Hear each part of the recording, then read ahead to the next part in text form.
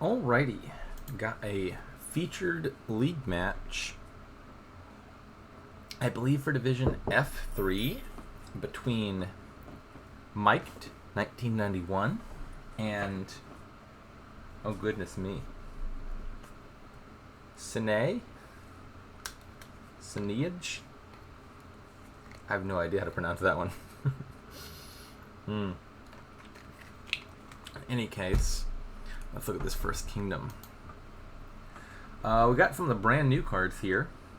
We have Kitsune, which activates Kind Emperor, start of your turn, and when you remove the last sun, get an action card to your hand. So that'll happen after Kitsune has been played 5 times in total.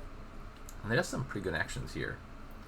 It also is not cost restricted, so you just put like a daimyo, for example, straight into your hand. I got plenty of draw, litter, moat, witch's hut. Villages, I think, is just litter and daimyo for the moment. Oh, also Kitsune's village. But there's black market, so you can go fishing for whatever you're missing. Thinning looks a little bit on the weak side. There's chained, which is okay-ish at dealing with estates, but not very good at dealing with curses. And there are cursors about. So that's 3 of them, in fact. So that seems important.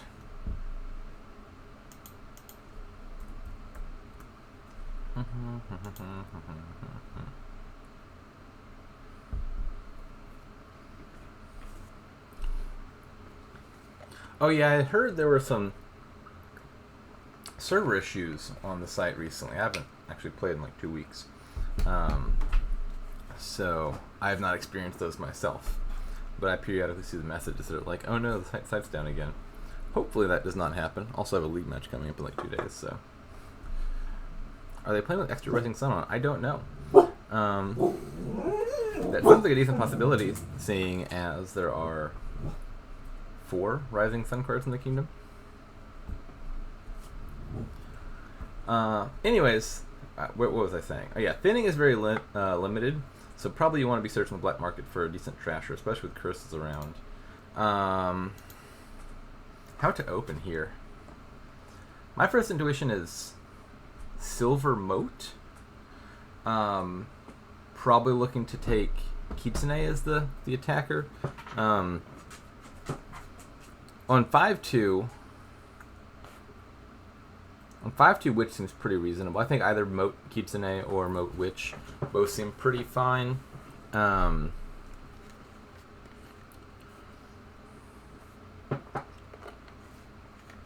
the curses hurt a lot, and so I think it's worth having a Moat or 2 in the deck if it's otherwise doing something of value for you.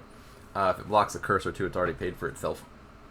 And if I'm putting terminal draw cards already in the form of Moat, I think that makes me prefer Kitsune, which is a village, over Witch, which is additional terminal draw. How did ceneij open? Black market change? Uh-oh. Am I inaudible? Let me go take a look. It looks like I'm talking to me.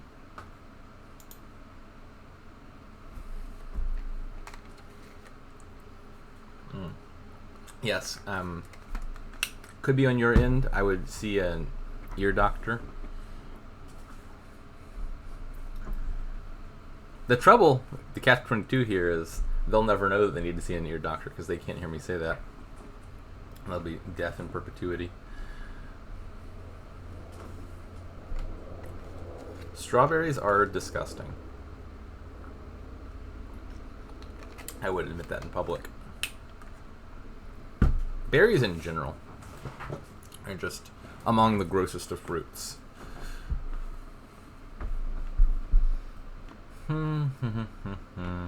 Anyways, black market change. How do I feel about that? I think if the cursing weren't so strong here, that would seem a lot more defensible. Open with black market to start searching for stuff, and then change to get rid of the estates. The trouble, I think, is that's an opening that doesn't seem great at getting to 5, and so you're quite liable to fall behind on curses pretty fast. I guess maybe Maybe like change silver could be all right, and you just change an estate into kitsune, for example. That sounds a little bit better to me. I could see doing that. Could be in debt, but get the 5 kind of guaranteed.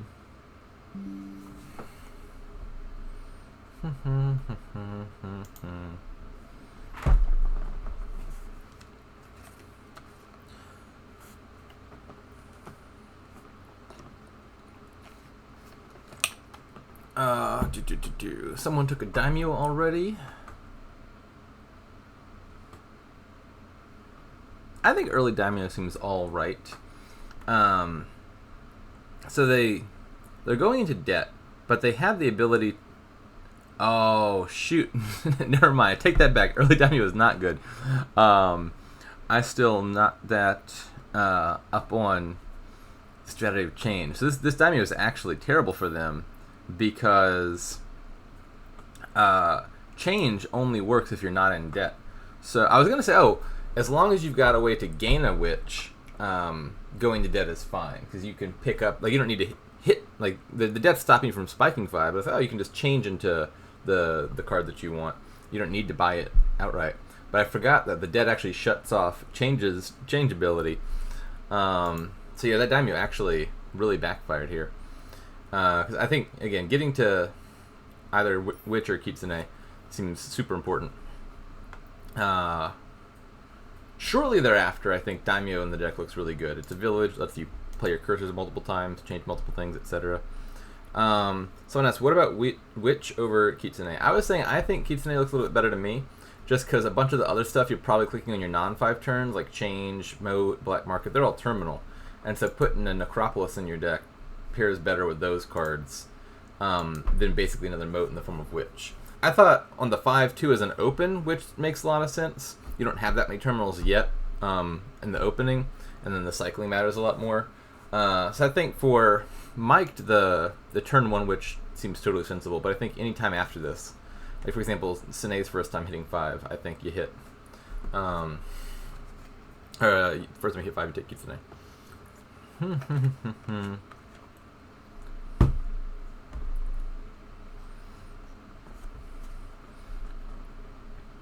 Is this not a conflict of interest? We have Mike playing, and in the chat we have Michael's son.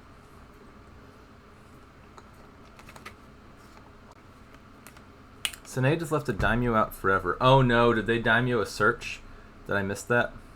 Oh yeah, this was very bad. This daimyo is causing a lot of trouble. Daimyo is actually a really strong card. This kingdom is not going to demonstrate that, it would seem. But daimyo seems very good.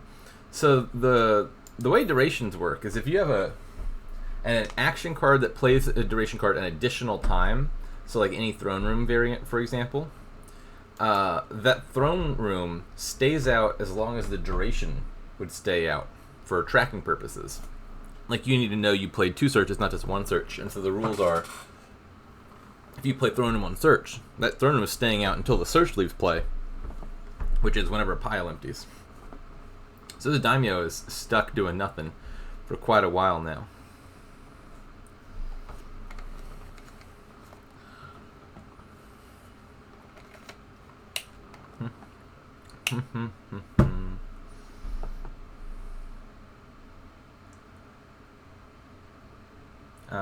Surely we just play the witch twice here.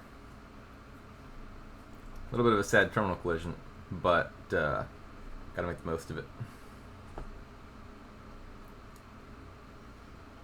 I'm not opposed to this strategy of just consistently clicking daimyo from here on out, for a while at least.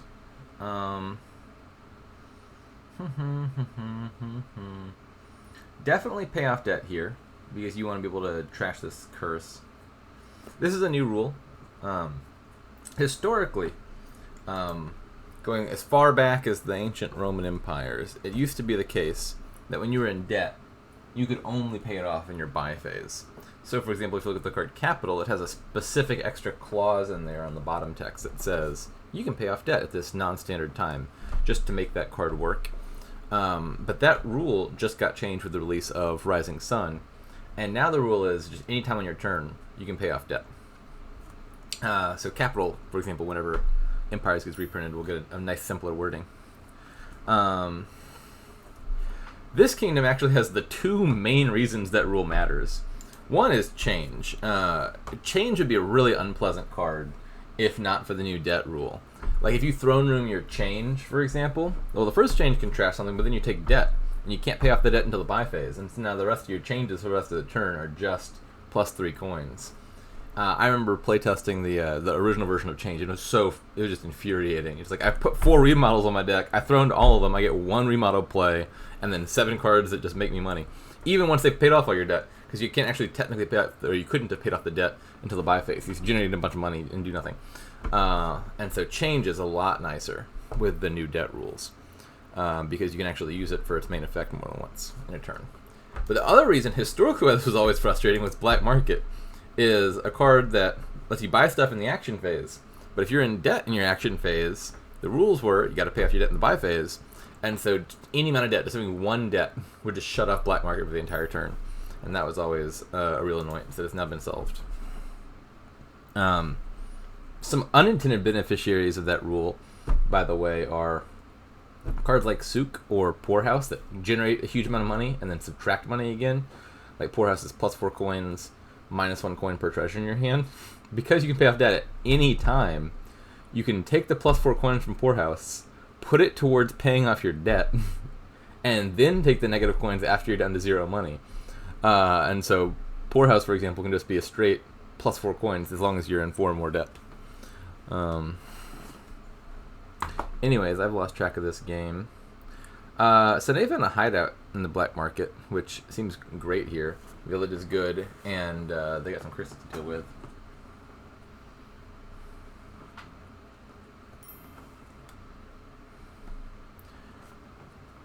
It's funny you should mention that.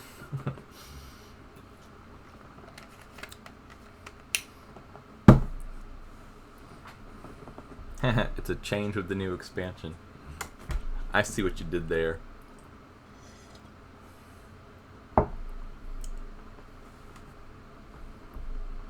Alrighty, the daimyo has been rescued from purgatory. Its sins are forgiven. Doubloons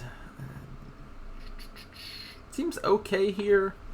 Actually, no. The gold's kind of an attack with bandit fort. Doubloons is probably still bad. Figurehead seems great in a deck without deck control.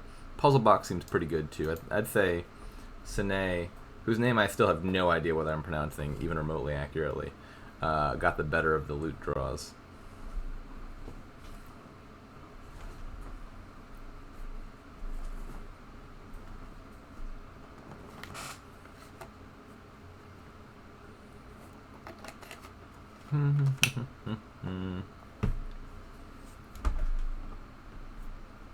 Alright, what are we taking here? I'm gonna guess you turn the estate into, I don't know, just like a litter and then buy a daimyo. Would be my first intuition. I don't really have a great sense of like the balance of terminals and non-terminals and villages in these decks at the moment. I haven't watched closely enough. Witch's Hut also seemed like a decent card in a fairly junky deck, like Witch's Hut Daimyo or something like that, maybe. Black Market, I dig it. I guess Mike didn't have one of those yet. Pilgrimage? Pilgrimage seems alright here. Like, you definitely have good targets for it. But it's doing nothing for you immediately on the next shuffle. And they were at the bottom of a shuffle.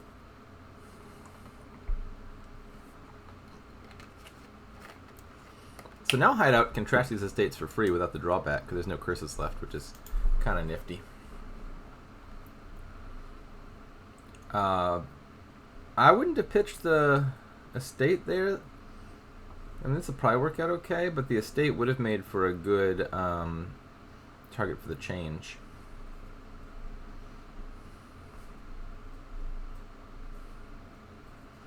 Looks like we're a bit over-terminaled.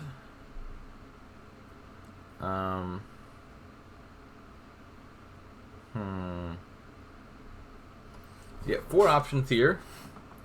I think change is probably the best answer as far as what to play here. Definitely not search. Made that mistake before. Monument, Black Market I think would also have been a contender that has high upsides. But trashing a curse looks pretty good to me.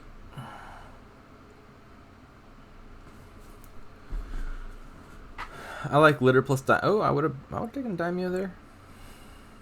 Like, you got too many terminals at a village.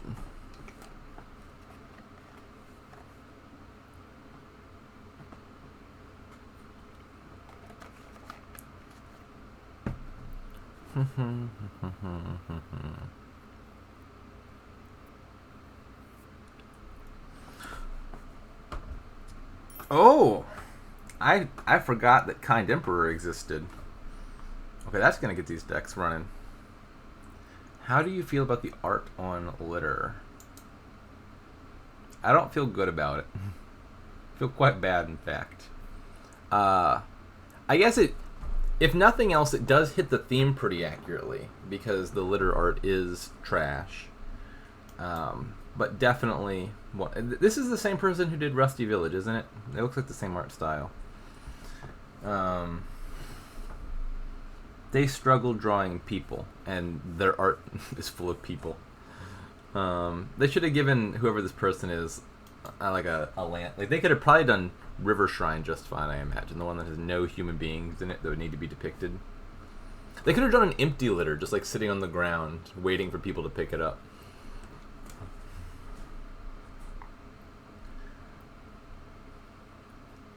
There must be a definition of litter I'm not aware of. Yes.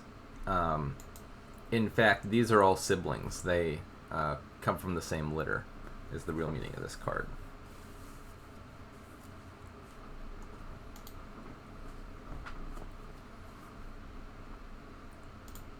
What about the other art?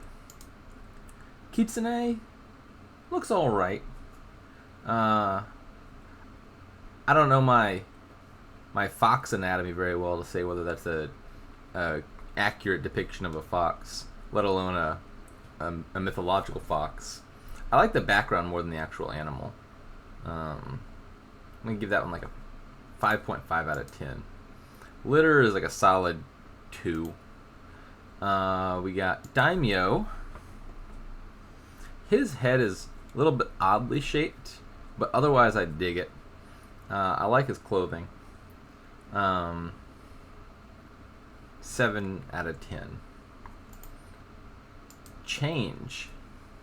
How does this represent change? What is changing about this? Is it maybe the idea is like, oh, there's a natural landscape and this massive building has been built, and that's the change that's being depicted? I feel like it's not really hitting the theme very accurately, but it is an abstract concept. The art itself, I think, is totally fine. Nice looking. I'll give it an 8. And Kind Emperor, more like kind of an emperor. So allegedly, these 3 things that are depicted in this art are in some way like culturally significant symbols for the emperor. I don't know what they are. I don't know why they symbolize the emperor, but allegedly this has something to do with an emperor in some way. And were I to understand, this art would apparently make more sense. As it stands, I have no idea what's going on.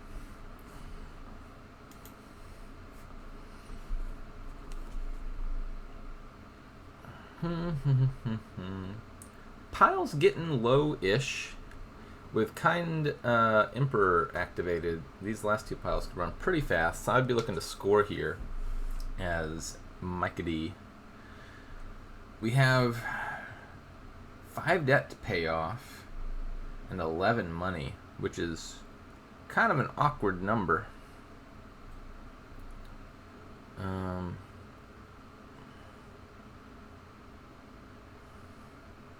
Might it be Dutchy time? I think you really need the points here.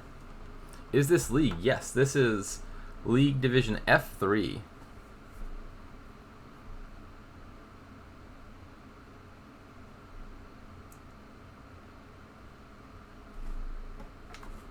Ceneij.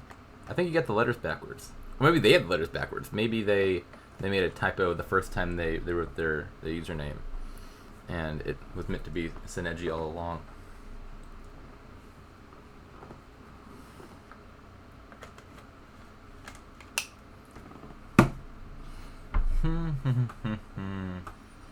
Can we win this turn? So unlike most remodels, change is restricted in that you can't gain a card of equivalent cost. So for example, if this were just a standard remodel, I think the win would have been in hand already, because you could, or maybe it might have been one short. You could trash a daimyo, gain a daimyo off of your original daimyo, and then trash something else and gain a litter, and then like buy the last daimyo. I think there were maybe one action play short, even with that. I don't remember the exact state of their hand. But in any case, change, like you could turn a daimyo into a fortune, for example, but you can't turn a daimyo into another daimyo, because change just cares about, does it cost more money. So they need to find bona fide plus buy if they want to gain 2 daimyos in a turn here.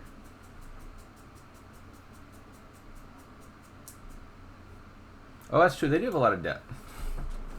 But they have enough money to pay it off as well, which you can now do mid-turn.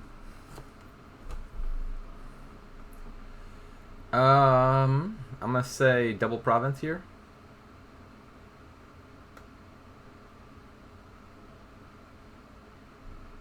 Doubloons into province, buy a province.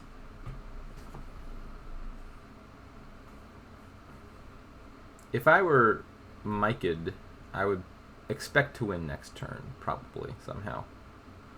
And so I just want to have a nice cushy points lead.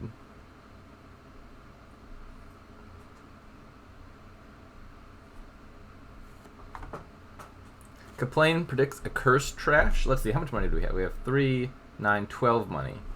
So you could trash the curse into a card costing up to 4 and still buy a province if you wanted to. Or you could just trash the curse into a province and buy a card cost. Oh, I like that line better. You could trash curse into province, and you could buy pilgrimage. That seems alright too. That pilgrimage had been flipped over for a long time. I didn't even realize that was still lying in wait.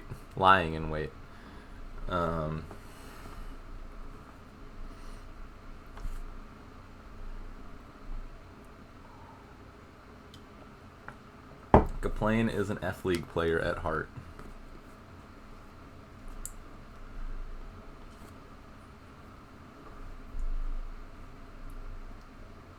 Oh boy, we've activated the loots. Okay, so it's do or die here. Your opponent has a trivial pile out of literally just gain a daimyo for free next turn if you're not winning immediately. So can we do it? We gotta score 18 points. So like triple province trashing a curse would do it. That sounds potentially doable with a good draw here.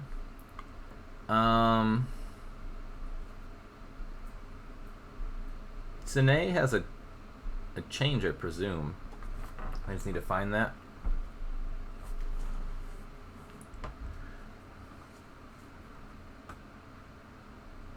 I'm a little surprised they didn't double play the hideout, but looks like it might work out.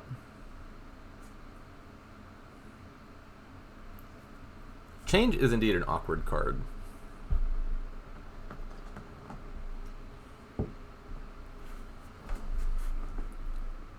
Alright, well surely litter now, right? What? Have they counted this? Does it work out? Playing the monument first seems absolutely bonkers to me. Like, either you're banking on finding the change immediately or you're drawing to it. This change is surely the best card in your deck on the final turn. Okay. What? This is so stressful. Why aren't you playing the litter? Are you going to trash it? Is that a win?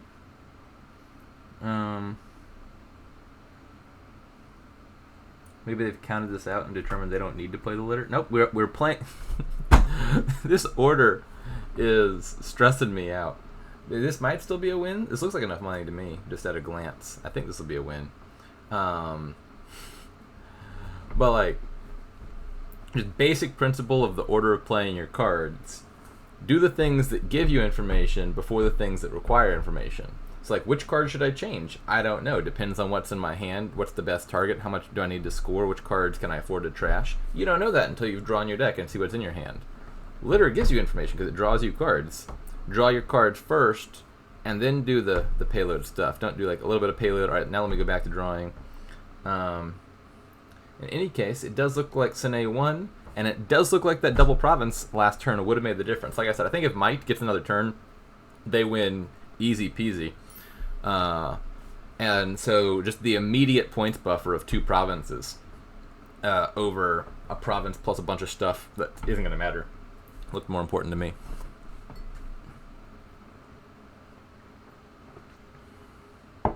And game 1 goes to Micah.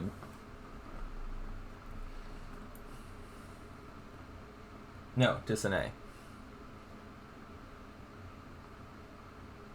Yeah, ceneij won. Mike was, I think, the clear favorite for most of that game. The 5-2 opening and all the cursing. I think they were easily ahead, and then ceneij had a nice come from behind pile out there. Anyways, what have we got going on here? We got Rusty Village is the only village it would seem, which activates Flourishing Trade. Things will be very cheap. You can use action places as buys, which actually might be relevant because there's also no plus buys in the kingdom. So Rusty Village looks super duper important because it is both your only village and your only buy card. So you're not accomplishing a whole lot here. That's for sure. I'm going to say Swashbuckler looks pretty decent. You can reliably activate it using Rusty Village. Just some like Swashbucklers and Rusty Villages. And I don't know. I think that's basically the deck.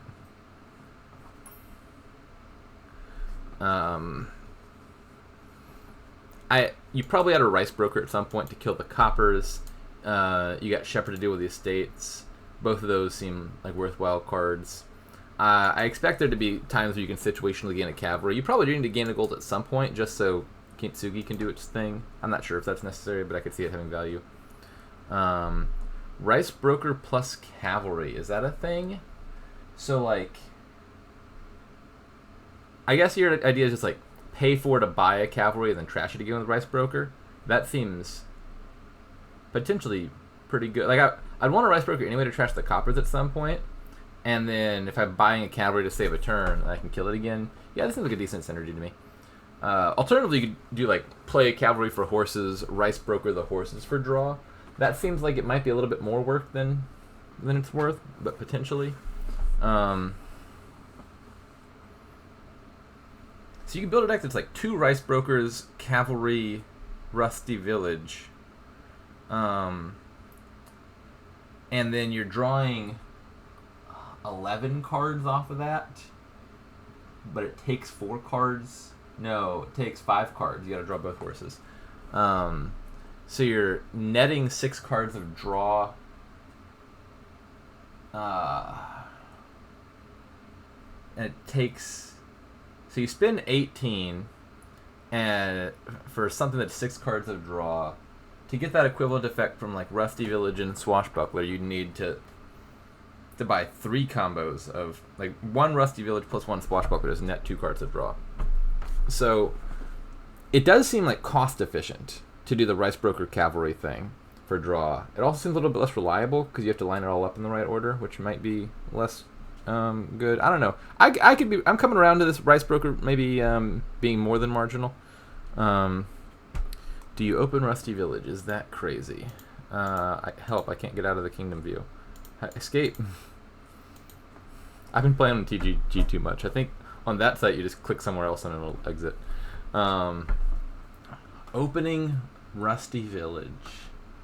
I'm not seeing why you would. What is the value of doing that? I just... Oh, I see. For the... Take it...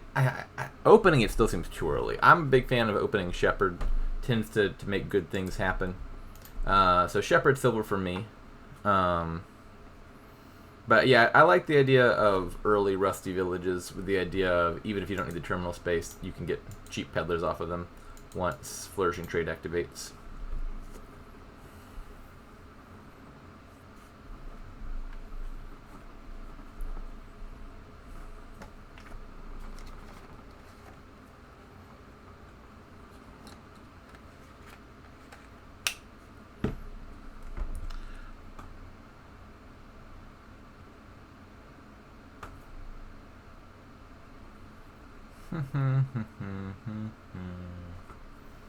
For 4, silver disgusts me.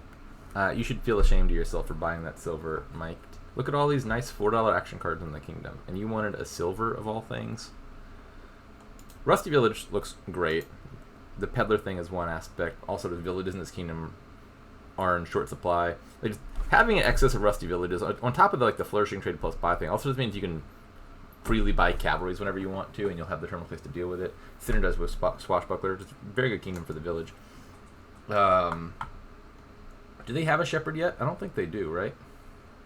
I'm pretty sure it's ceneij who has the shepherd. Yeah.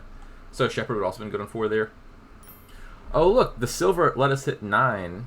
Oh, God, they actually bought... I was going to say, ironically, they could buy a platinum, and then they did the thing. Your deck isn't ready for platinum. Where's your plus... What is the platinum doing for you? You have no plus buy. I guess it lets you buy all the cavalries, but you also don't have villages, so the cavalries are net negative.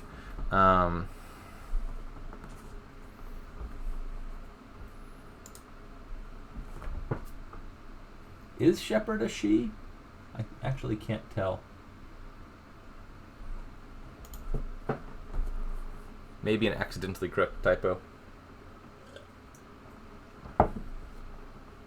They've been oh no, not the estates.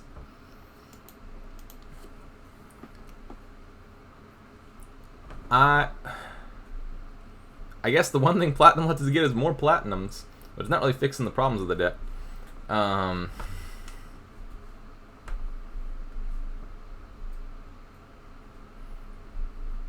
Mike's deck looks like it's just a bunch of treasures, which does not seem very good to me.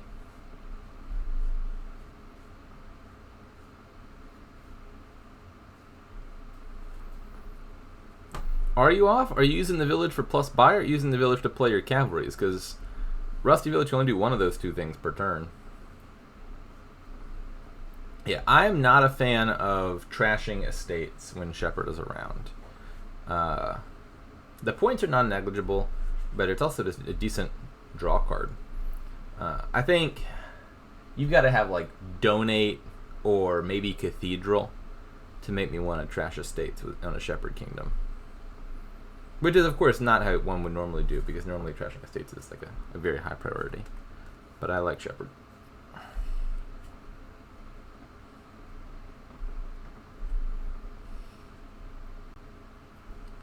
Alright, please buy Village. You can buy Cavalry first if your heart desires. But... no!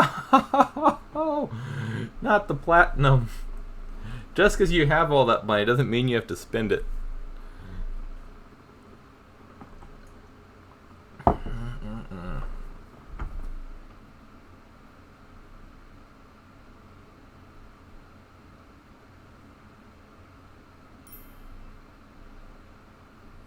Shouldn't Triumphal Arch be pushing you to go for Rusty Villages? Yes, but they are pushing back very hard.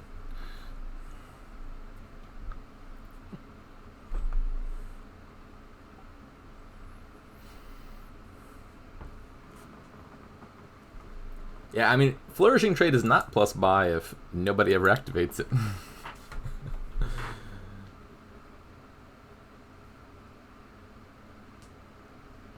So supposing Flourishing Trade just said cards cost 1 less, and we ignored the second clause, I still think you'd be clicking Rusty Villages here.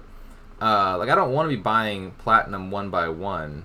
I'd rather be buying Rusty Villages and Swashbucklers, and then I'll at some point just get infinite free golds, which would be more payload than Platinum. I still don't think the Platinum thing would pan out all that great, which is not an efficient source of your buys.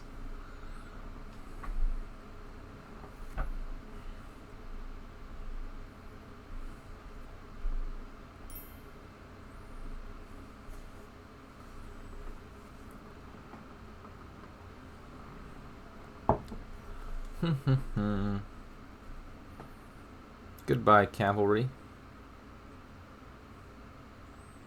What were those bottom cards? I guess if it's treasures, it might be worth playing that horse. I was wondering, like, you have more money than you could possibly need here.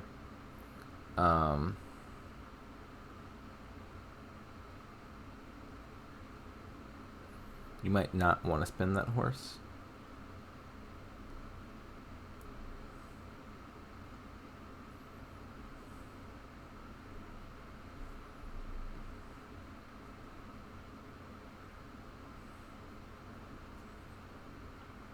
Womp womp. We found 2 platinums, but did not find one last coin to go with it.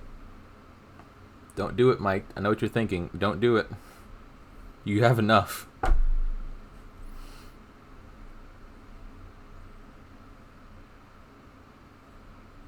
No! You don't need that.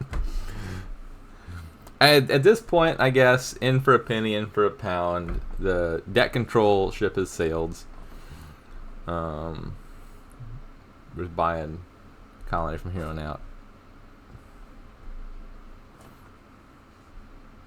Did I say colony? I meant more cavalry. How are you playing these cavalries? You don't have any villages. I was drawing all our actions dead. If you wanted to buy another cavalry, so hypothetically, let's say for whatever reason you really wanted to buy cavalry at this precise moment. The thing you should do is not play your cavalry first, because if you draw like a horse and whatever was the other card, a rice broker, then you can play those, and then you can play the cavalry afterwards. Okay, Mike has repented.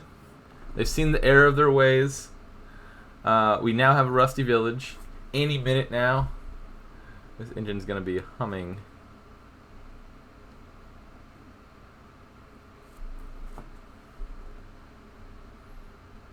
Is another platinum really what you needed right now? How is platinum? That's a good question, DZ. I don't know.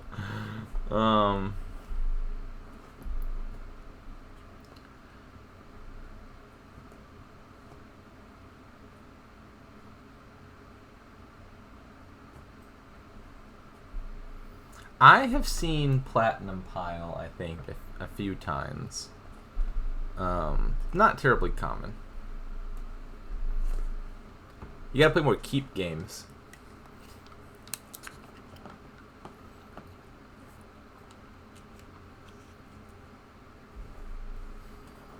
Yeah, any good Tragic Hero synergy could do it. Or like Tragic Hero with Necromancer, for example, or Overlord.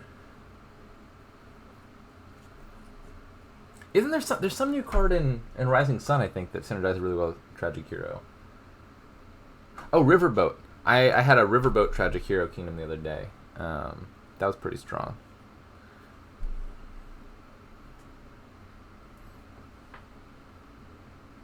Oh yeah, Daimyo would be a good answer as well.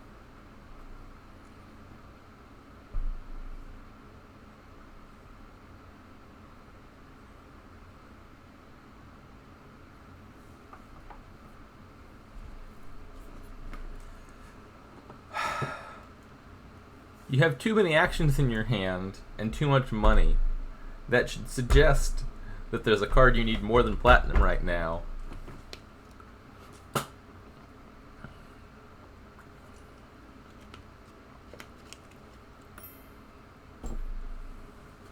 Every horseplay card. That's pretty funny.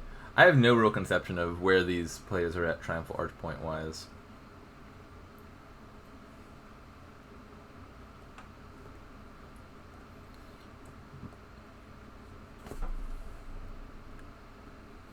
Cavalry is empty, and there's one village amongst them. 3 of the cavalry is in the trash, so there are 9 terminal action cards floating around in these decks.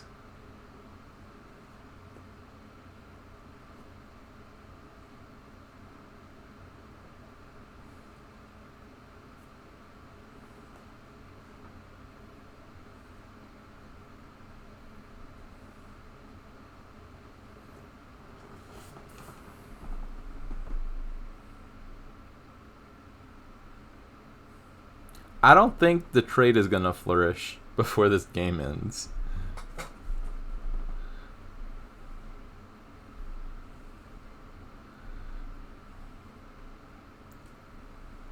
And so it was that Japan was condemned to isolationism for eternity.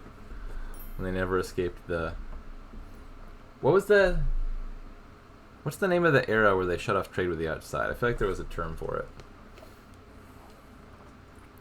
Was that the Meiji Restoration?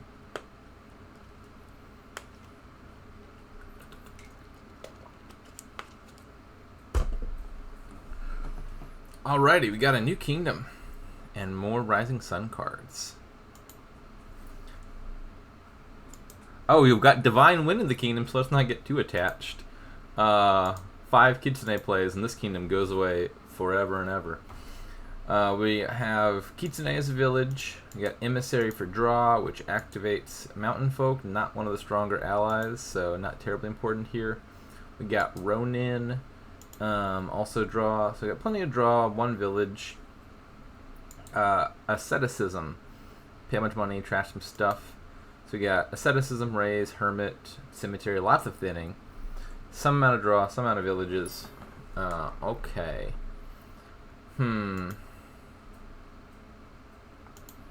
Ah, shoot. I keep just clicking random places to try to escape the kingdom view and it doesn't work. So anyways, how to open... My instinct is usually just double Hermit whenever Hermit's on the board. Oh, we do have the pouch. So maybe a Hermit Raise or Hermit Double Raise if you can could also be a pretty good consideration. That seems pretty good to me as well.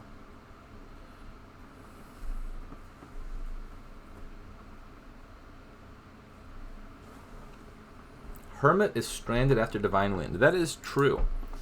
So Hermit says, exchange this for a Madman. And the keyword exchange means you gotta send that thing back to its pile, and then in return you get a card from the new pile. Technically does not count as a gain. Now the Madman pile still exists. You don't clear off any of the non-supply piles. None of the landscapes, none of the ghosts and stuff leaves the kingdom when Divine Wind triggers. But the Hermit pile is gone. So even though there are still Madmen in the kingdom that you could in theory get, you would fail the condition of sending the Hermit back, and you can't exchange a Hermit without sending the Hermit back, and so you can't gain a Madman either.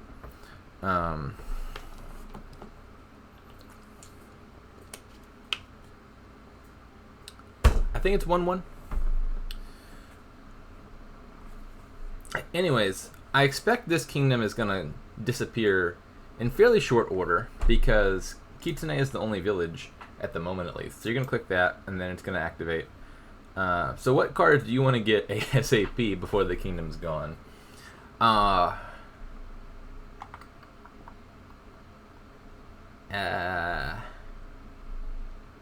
There's nothing that really jumps out to me as like, man, I really need this card before it disappears. Like, you had a king with a Recruiter or something, for example. Like, I would need a Recruiter in my deck before the Divine Wind triggers. But I'm not seeing anything like that that really jumps out to me as a necessary card to gain. Like, even if all the trashers disappear, Asceticism will still be there, so you could deal, even if the new kingdom has no trashers. The draw cards here are fine. I wouldn't mind having like a copy of Emissary and Ronin in my deck. But it's not like those are the best cards ever. I would probably try to get a copy of Ronin. I feel like you could do some situational useful stuff before the pile empties.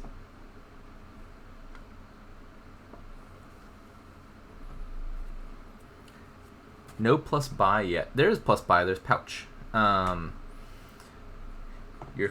You're crazy. I object to your spelling. Ronin is so good. If the kingdom swaps and I don't have one, I'm very sad. It does jump out to me, like if I had to pick a card that I would most want before the thing triggers, it would be Ronin. I guess aside from Kitsune, which is a village, which also you're getting. Is it good enough that I'd be like, dang, I'm sad if I don't have this? I think I'm a little bit lower on it. Seems fine. Like, what if the new kingdom doesn't have any villages, for example? Then Ronin's gonna be kind of ass. Ronin plus some tide pools could be kind of neat. Like, what if you pick up Ronin and 2 pairs of tide pools, and then each turn you just discard down to a Kitsune? That'd be nifty. I think Mike is far ahead. I think I have no idea who's ahead. I'm still talking about the kingdom. Let's take a look at what's happened so far. Ceneij opens raised, tracker, silvered. Not a fan, I don't think. It's fine. Like, this seems like a good opening for hitting 5. Like, if I was like, I really want to play Kitsune as fast as I can, this seems like a pretty reasonable opening. You have a little bit of thinning, and then you've got some payload and the ability to top deck stuff. Like in that first kingdom, hitting 5 looks super important, and that would be the sort of kingdom where you're like, I need to get to the cursor ASAP. Here, Kitsune is also around, but there's a lot of thinning, so winning the cursing award does not seem as important to me. And so this seems fine, but it looks to me like an opening that's too focused on hitting 5, I think. I really want a Madman. Mike opens Raise Ronin. Also not really a fan. The Ronin's not really doing anything for you yet. Like, we were just talking about whether it's a good card or not. But, like, what is it drawing for you? I don't know. I feel like any opening here should involve Hermit. I think on the 5-2, you're probably just opening Hermit Raise. Or, ideally, most likely, you could open Hermit Double Raise. Mike actually couldn't do that because the pouch happens to be in the $2 hand. Okay, Complaint is suggesting Ronin into Cemetery. Well, let's see. So you play a Ronin, your hand size is... You're not even getting a full Cemetery trash there. Like, if you could open Ronin Silver or something, then you're a lot more likely to be able to hit a 4-card Cemetery trash off of a Ronin draw.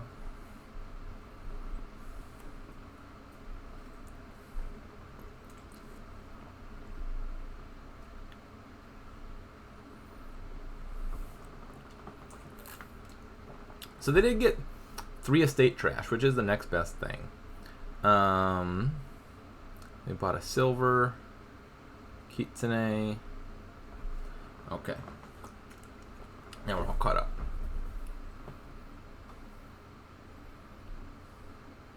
Not a fan of the silvers. Why does the star have 7 points?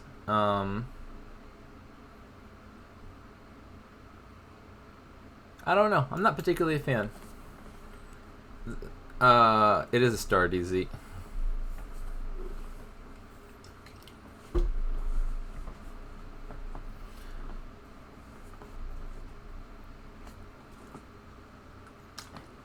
Yeah, I think probably an even number would look better, like 6 or 8. I don't hate the 7-pointed star. It looks just a little bit awkward. Yeah, 5 points would be fine as well. I don't know. Actually, no. I don't think I'm gonna say no to the 5-point star because, like, to my mind, you don't draw the sun as a 5-pointed star, even though it is also a star. The sun is meant to be more round. Oh my! A whole new kingdom. What's going on now? Oh no! Oh no! The kingdom view doesn't work. The kingdom view still shows the old kingdom. There's just no way to know what these cards do. So Rusty Village is back, but with no prophecy to activate. So we do have a village. Looks like the only village. We've got Highwayman for draw, and that's the only draw now. So now there's no way to get favors. Did either of them get Emissary before the pile shifted? I think Mountain Focus stranded. Plenty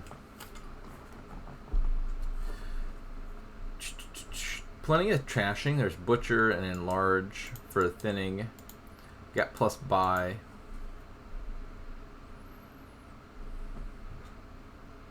Yeah, Enlarge Ronin sounds nice. So yeah, given the new kingdom, I'm gonna say the Ronin does make. Did they both get a Ronin? This is a kingdom where Ronin looks pretty good. The draw is fairly limited. But you got plenty of villages, and you got some like trash from start of hand type stuff. Well, there's some anti-synergy because there is Highwayman, and a big starting hand does not go great with the Ronin play. But I still think Ronin looks pretty good here.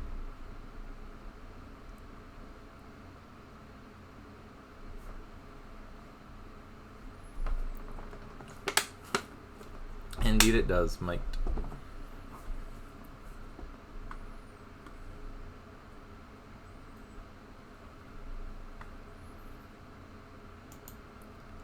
I have my animation set to speedy.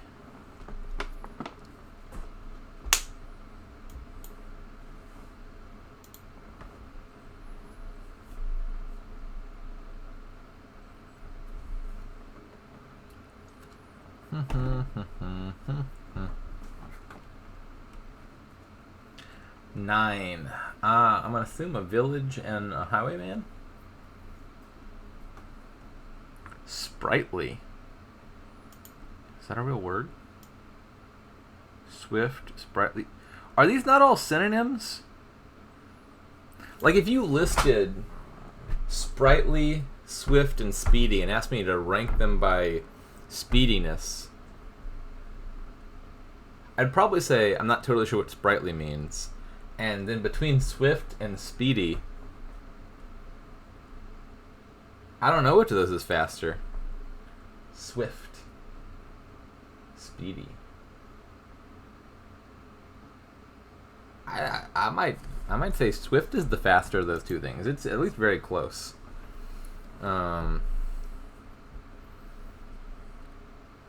Wait.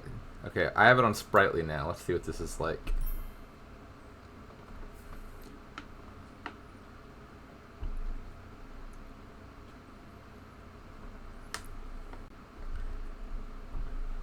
Just as a word, I'm going to guess based on the order of the settings that speedy is meant to be the speedier one in the game. But like if you describe something as swift, that's not like mildly speedy. That's very speedy, I think. Realistically, I think swift is just pretty close to a direct synonym for speedy, and then any difference is pretty marginal.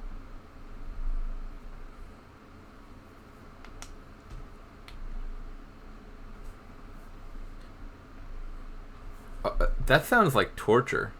You've been playing on slow this entire time?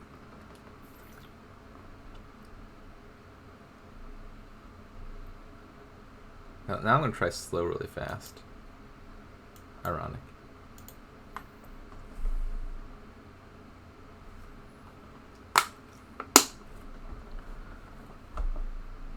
Oh man, this is already frustrating. These cards really take their time.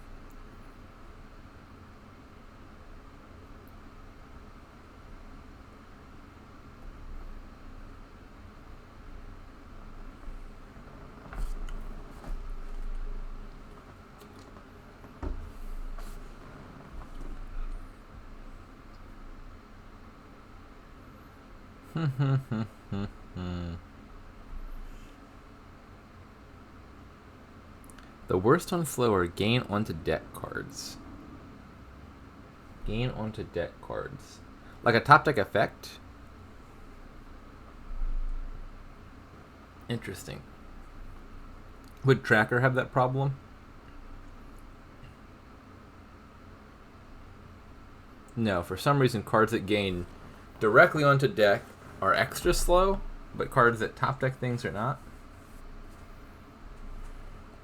Intriguing.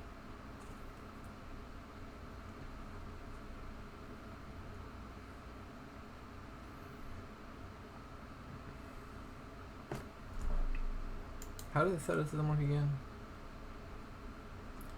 Pay any amount of money to trash that many cards from your hand.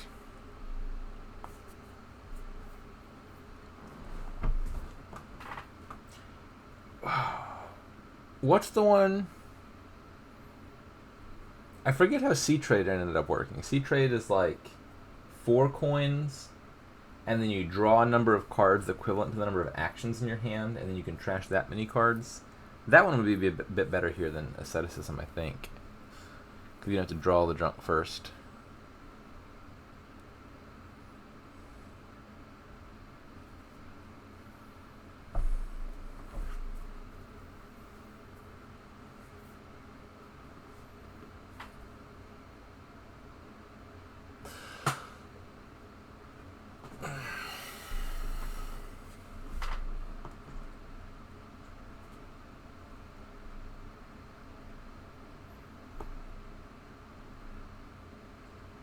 Butchers? Do you get butchers here?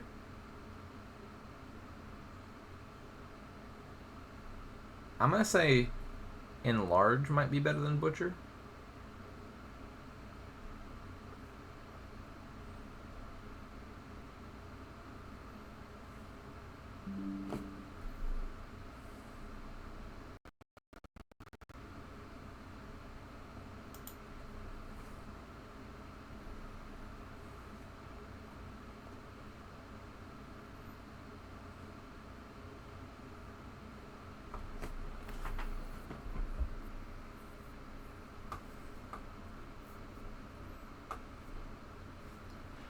Yeah, as mic'd, I think it probably behooves you not to build terribly big, because like you want a deck that's thin enough that one Ronin is triggering a shuffle for you every turn, because you can't get more than one.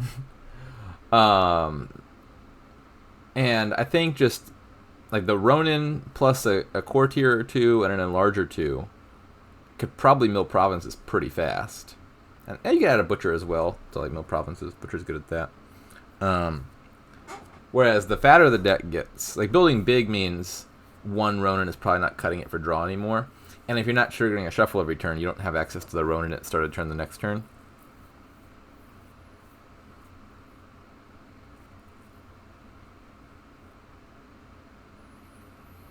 The attack from Highwayman also kind of matters. I could see getting a Highwayman just for the nuisance of the attack. But I wouldn't say Highwayman looks like a necessity or anything.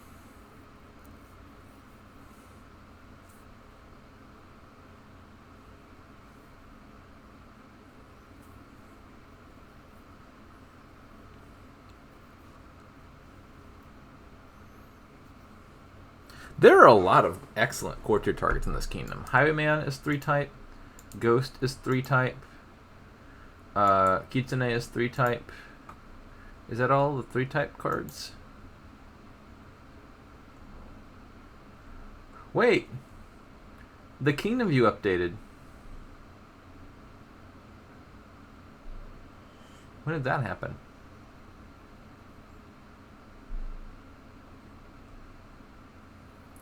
So that's all the 3-type card. Or no, Distant Lands. If you managed to snag a Distant Lands before Divine Wind hit, that would have also been a 3-type card. As long as you never played it.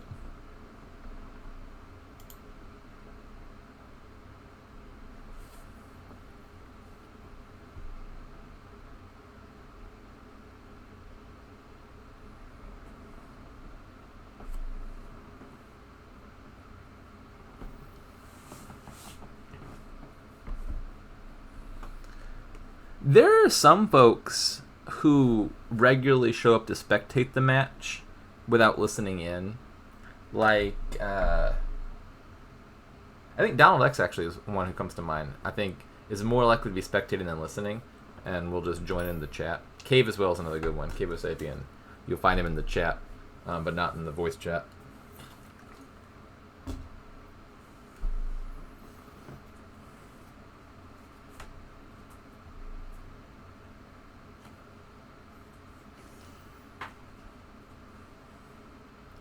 I am down to watch matches that are not being commentated or anything, but I would be stressed if I were watching a match where there was commentary and wasn't listening, because a lot of the chat ends up being in response to things that were said, and I imagine it would be very confusing at times.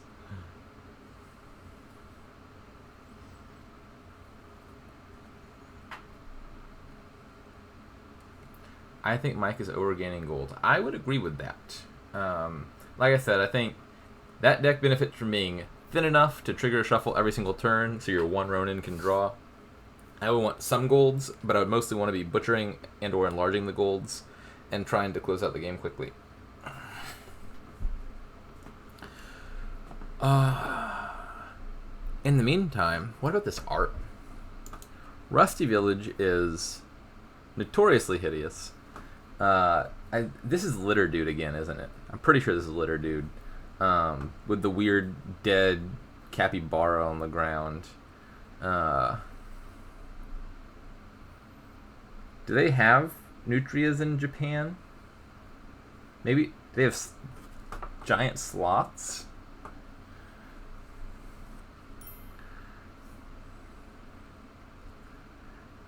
I don't know what's going on with that one. Next we've got Divine Wind. That's pretty solid art. I think the color scheme is like a little bit dull for me. I wish it were a little bit brighter. But overall, good art. 8.5 out of 10. Rusty Village, you get a 2 out of 10. Alley. I like Alley. Simple and to the point. 8.5 out of 10. Change. Been there, done that. Alley should be shadowier. It's already on shadows. You get even more shadows?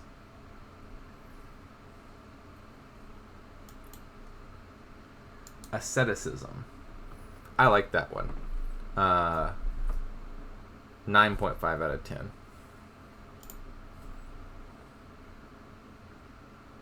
Aestheticism. Aha.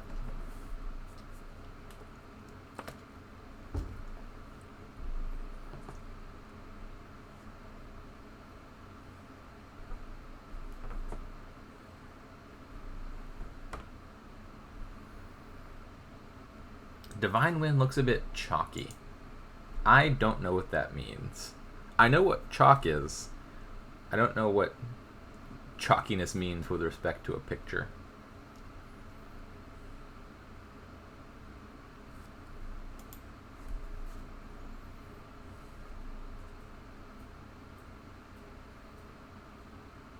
I'm not doubting your use of the word. I'm doubting my knowledge of the word.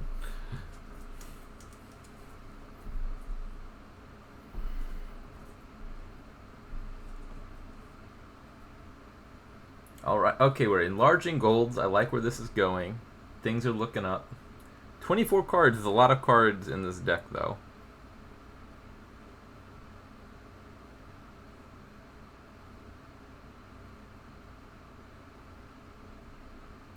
Are the sails on the Divine Wind? They look like they're just at awkward angles. Maybe that's because of the wind? I don't know.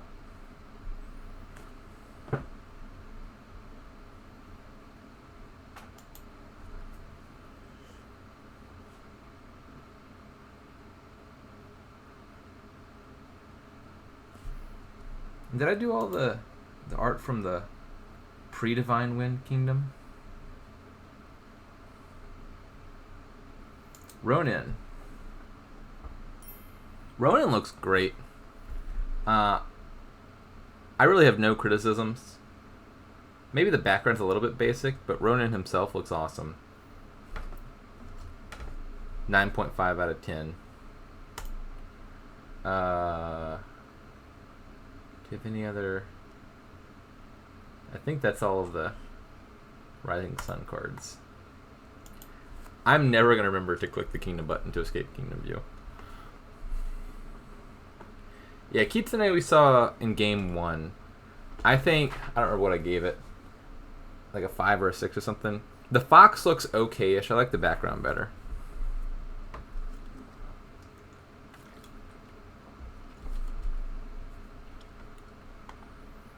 Alright, let's go, mic'd.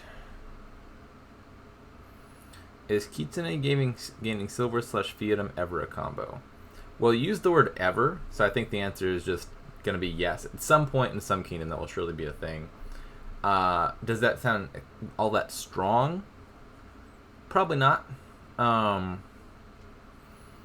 Like, you're paying 5 for a card that gains you 1 silver at a time. I don't think that's nearly enough silvers to make Fiatum look all that good. The thing that I think would make that deck best is not so much that it's a good deck, but like if it's a kingdom with Kitsune, you've got cursing going on. You could have one of the nasty prophecies like bureaucracy or sickness or something that like further hampers the deck. And so I could easily see a situation where like Kitsune, no trashing, nasty prophecy gets you stuck in like an awful slog kingdom. And then if all you're doing is just gaining a bunch of silvers off of your Kitsune, Fiatum could be the best way to score there. Not because like beating the engine, but just because the engine wasn't viable to begin with.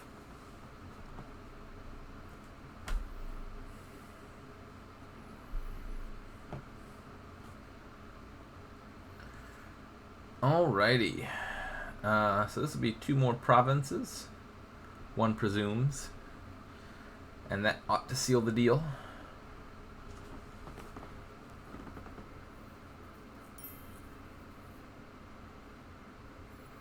If Mike, well, what did Mike do start of turn instead of that? Silver into duchy. That is true. Looking at their starting hand, I suppose it is reasonable to do silver into duchy. You didn't know that you're going to hit triple province, and that's more points. I don't know if that was a better play or not, but I could see at least the uncertainty making the duchy gain look justified. Alrighty. Game 3 to Mike. I believe that puts us up 2-1 Mike's favor, if I'm not making that up. While they're waiting, let's look at the standings. Season 65. Division B1 is in a neck-and-neck 6-way tie at the moment. Exactly equal wins and losses among all 6 members. That's going to be a very competitive division. I would keep my eye on that one. Anyways, where's F3? F3, okay. So, Schnitzeldampfer is in first with 83% wins across 2 matches. Everyone else has played 1 or 0. Ceneij is tied for second with Shakus. Wait, you're in the chat. Am I pronouncing that right? Skakus? Shashus? Skashus? I'm gonna try all the permutations. they're all wrong. How does one pronounce that? Is that German?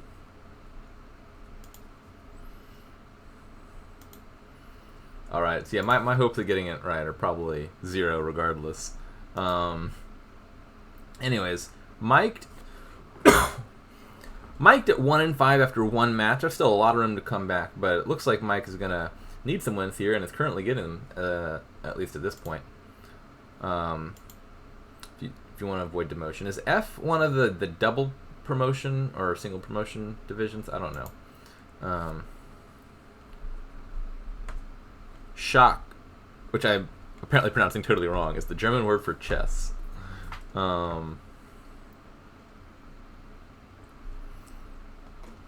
Skak? Shach. Hawk. You gotta help.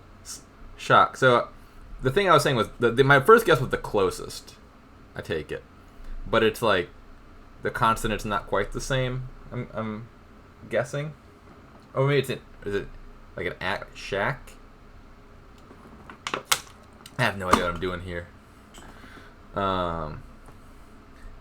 Anyways, brand new kingdom. We got no villages at all. Divine Wind? Different boat and water art. Approaching army. Oh man. After you play an attack card, +1 coins. So, this is going to be a sad kingdom. Let's count the attacks. We got Torture, Ninja, Snake Witch, Catapult, Gatekeeper, Cut Purse, Relic, Cardinal. Who the hell designed this kingdom? This is absolute disaster. What the... Oh, man. Oh me, oh my. So Snake Witch actually looks really good here once you activate Approaching Army, because it's like a little 2-cost peddler. Relic is a gold, so that looks good. Is there plus buy? There's not a great way to gain Snake Witches in large quantities.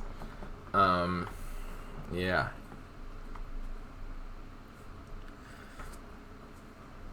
So, how to open? River Shrine seems like a given, I would say. River Shrine Catapult? Or River Shrine Snake Witch?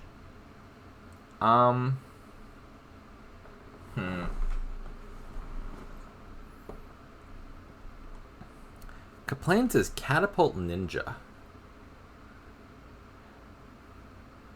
I'm going to say no to that one. Oh, I see. Catapult River Shrine is better.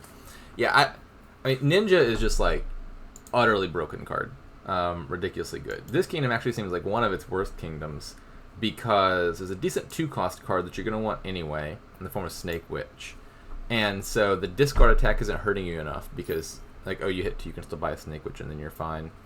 And the thinning looks really good, and River Shrine is competing at 4 and for terminal space. I think I like early River Shrine and a stack of Snake Witches. You can add a relic to that deck.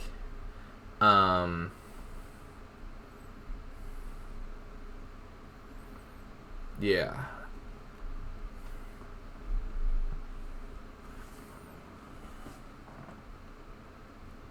And yet Ninja made it to the top of the Thunder Dominion. I didn't look at the rankings. Without even thinking about it, I could easily see Ninja being the best card of the set. Best in like a functional sense, not an normative sense. At which point it would be the bottom of the list.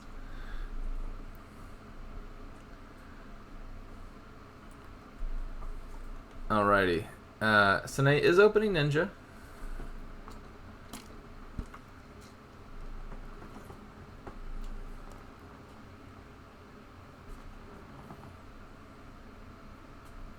You once told me you'll ban approaching army because it forces in an attack. I don't remember telling you that. I totally believe I told you that. That sounds like something I would say.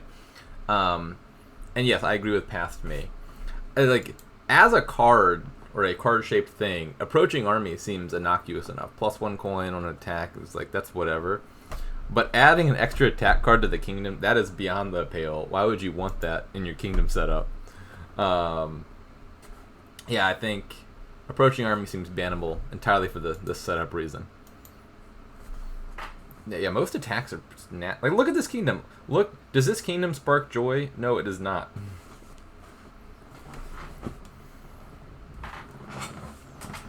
No militias.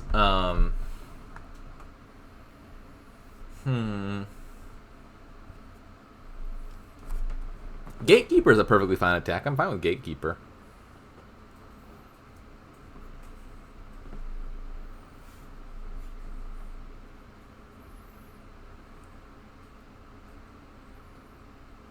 Attacks are good as long as they do nothing. Exactly.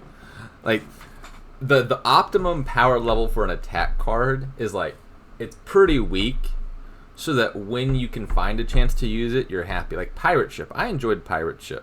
The off chance you got to build a Pirate Ship deck, that was fun. If Pirate Ship were a good card, those games would be miserable. Like, imagine if the main thing to do in your average Pirate Ship kingdom was just to like flip a bunch of coins and see who hit each other's treasures. There would be no fun in that. The fun comes from the fact that, like, oh, we're having a once in a blue moon Pirate Ship game. Like Swindler, for example. Absolutely atrocious card. Most top of deck attacks are horrible. Pirate Ship gets a pass just because of how bad it is. Makes it fun when you can manage to use it. Gatekeeper also. Like, you gotta do some work to make Gatekeeper a good card in your deck. Yeah, I like Taxman. Taxman did nothing wrong. I enjoyed Taxman.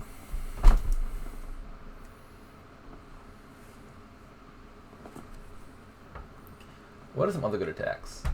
Coven is a nice attack. I like Coven.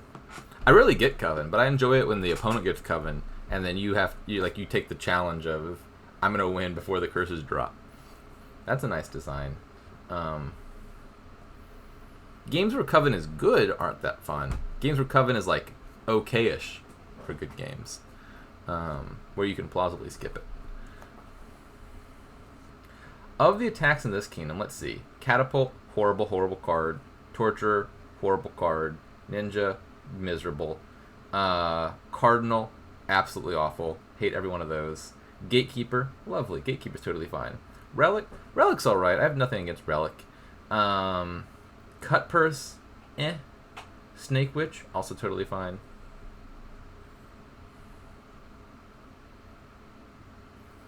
Did we really do Gatekeeper? Did we really do Gatekeeper first 5?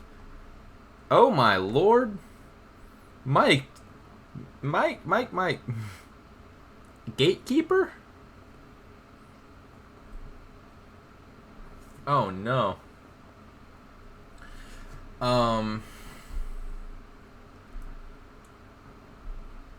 That was why everyone cried. Oh, is that why people were saying Gatekeeper? I forgot there was a game going on. Yeah. So Gatekeeper, not the strongest card of all time. 3 coins next turn is not great. The attack is also not that strong. Gatekeeper as an opening would have to be like, there's inheritance in the kingdom or something. I'm trying to spike 7 ASAP. I'm not seeing anything like that here. You're surely not hitting Alliance off of this. Yeah, the fact that River Shrine is at 10 is also kind of wild. Trashing is good.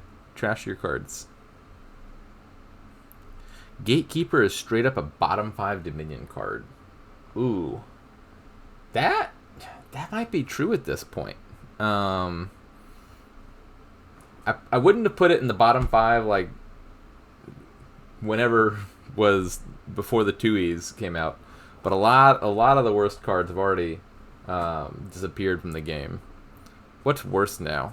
So surely Philosopher's Stone will always be the worst card ever. But like the other cards that were down there were like Harvest and Navigator, and those are gone. Bureaucrat. I'm not sure if Gatekeeper's better than Bureaucrat.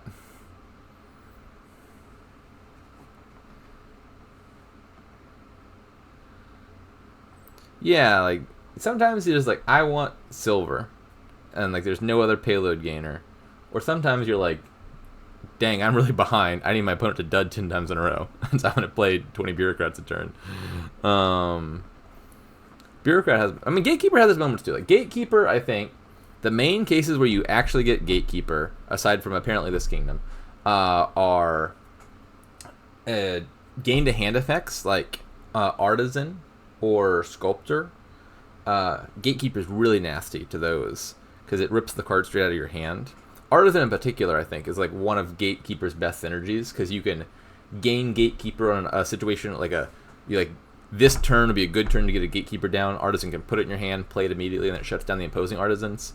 And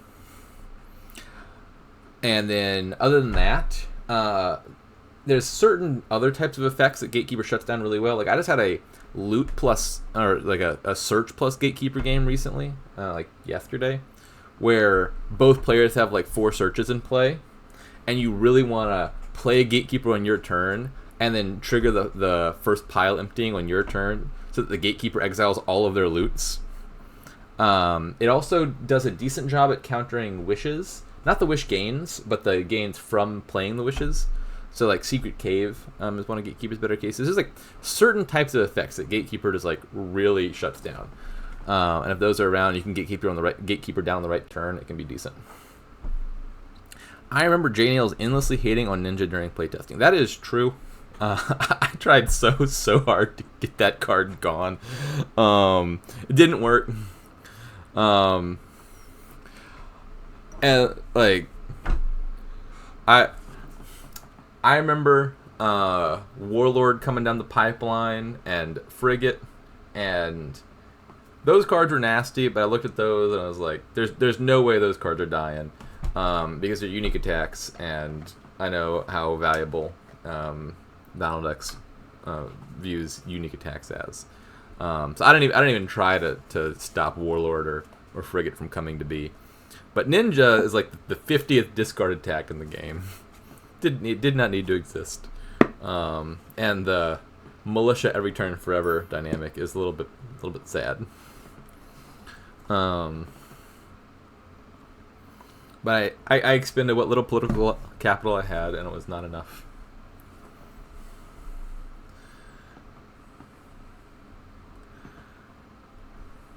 Frigate is indeed an unpleasant attack. I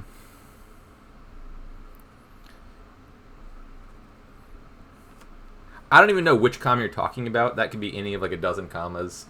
Donald X's methodology is just like, could a comma conceivably go here? If so, put one there. Could a comma not conceivably go here? If even if not, there's like a 20% chance a comma will appear there. He uses them liberally.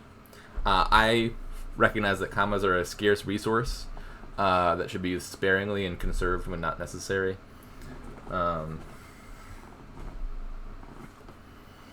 That's like half my feedback. He'll be like, here's the rule book, and then like 55% of my comments would be like, no comma here, no comma here, and then he'll be like, yeah, but I want a comma there, and then the comma will end up being there anyway.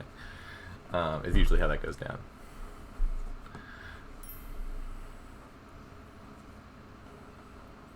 I use a perfectly normal amount of commas. Donald X is just a particular comma enjoyer. He really likes commas.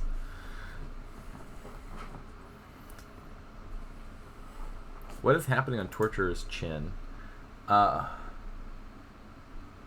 Nothing in particular? I'm not seeing what you're seeing. Maybe he just has a funny shaped jawline?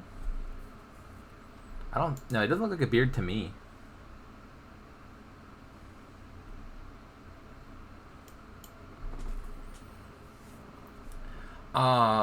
So anyways, I have no idea what's going on in this kingdom. They've piled relics, which, I don't know, seems fine to me.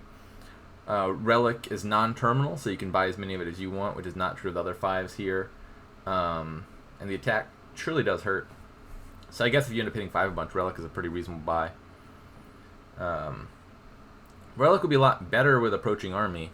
But it's not like you go out of your way to get the approaching army triggered if both you and your opponent's decks have tons of relics in them. Approaching army should be triggered because you really ought to have played River Shrine a bunch early in the game to trash your card. Like, the way the kingdom should have gone, I think, is you get a River Shrine early, you play it a bunch, you get thin, and then you're gaining Snake Witches most turns early on, and then at some point, fairly early, approaching army activates and all of your Snake Witches are peddlers, and that's the main way you green. I'm not even sure if you give out the curses when possible in that scenario until like late in the game. It's not obvious to me that you do. Also, we haven't talked about Labyrinth as a thing that exists. Labyrinth makes some case for playing with Craftsman and or Trader, just because they get like 2 VP per play, which is not terrible. River Shrine is a gainer, but one that can't possibly trigger Labyrinth. Also means Alliance would be lovely, but I'm not seeing 10 as being terribly likely here. Wouldn't want to counter hitting 10. This game did not need to go 25 turns. Yeah, probably not. I mean, just looking at this kingdom, it looks like a miserably long kingdom. But I think if you thin a little bit more early on, you're probably finishing this game a little bit sooner. I think I would buy Alliance on 10 here. It's 12 victory points.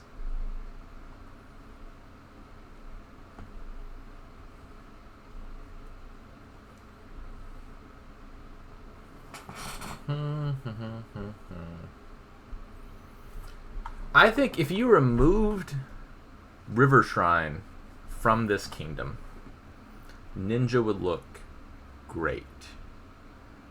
Like, how does that kingdom play? Like, this kingdom sans River Shrine. Maybe you get a catapult for thinning. Like, 1 catapult, 1 ninja, add a second ninja later in the game. Probably something like that. And then otherwise just buy treasures.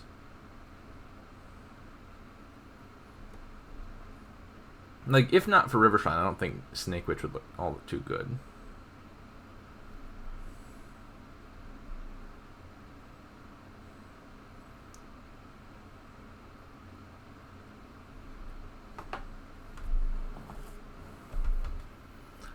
Duchy makes sense to me on 6. You're at the top of a shuffle. This game's probably ending before you get back around, so might as well quick points.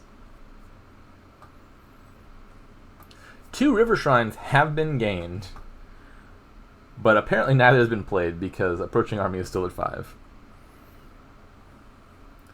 I don't know if late game is optimal time to be clicking River Shrine.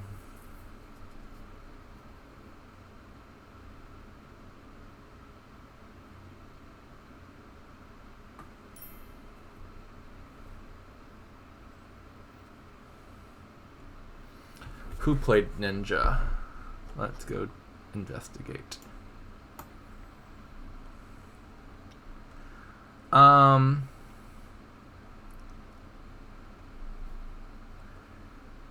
into there made sense, I think. So you had 6 money in hand.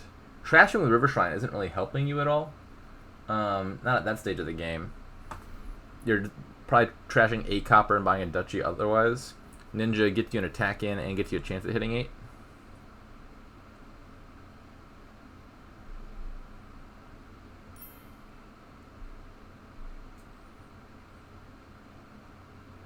The turn before. Let's go look at the previous turn. So this is the one that I looked at. Alright, so turn 21, they played a ninja. Their hand was 3 relics and a craftsman. What do you do with 3 relics and a craftsman? I would probably play the craftsman there. Just like bare minimum, you're scoring 2 points off the craftsman, plus 3 points for a duchy. So it's like a guaranteed 5 points, which is almost as good as a province. Yeah, I think I would have played the craftsman here. Just take guaranteed 5 points of duchy plus labyrinth. Leave the ninja on bottom for a future turn, probably.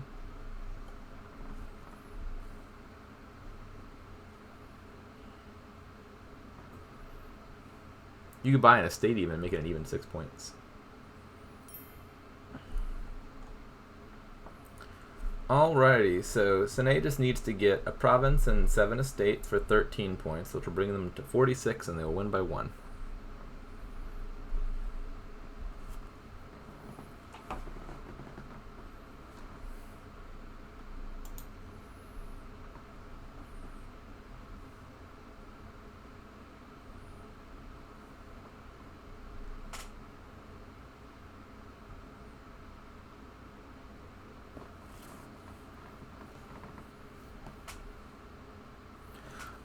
I wonder if you consider. I think you discard 2 relics here, actually, as ceneij. So your hand is Snake Witch, Triple Relic, Province. You discard 2 relics. You are most likely activating your Snake Witch, and giving out a curse is about as good as buying an estate, which is what you're going to do anyway.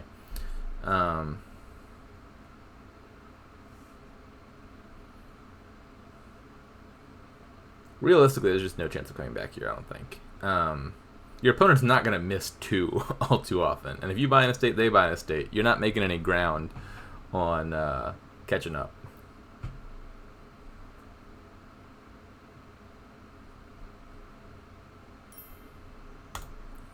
GG. 3-1 to Mike. So we're gaining ground. So now, after those games, ceneij is at 4 and 6, and Mike is at 4 and 6. So they're actually exactly tied right now in overall standings. So you add in their previous match to this one. New Kingdom alert. What do we got now? We got a great leader. So that's a champion. There are villages with Longship, Kitsune, and Encampment, and Daimyo, but apparently we don't need those where we're going. Marquise is draw. Longship is draw. Encampment is draw.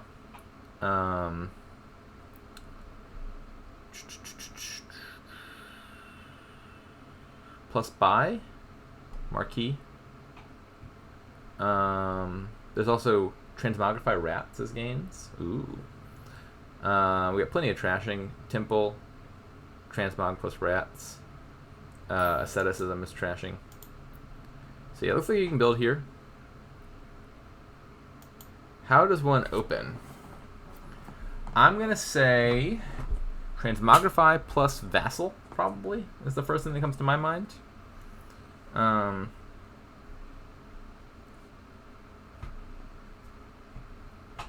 Somehow it's been a while since I heard someone say Marquis. Oh, right. They say Marquis across the pond. Or Marquess? Marquis? Something wrong. My understanding is just that any French words, the British just aggressively mispronounce, presumably out of spite. Whereas the US seems to at least try to get closer to the original pronunciation with varying degrees of success.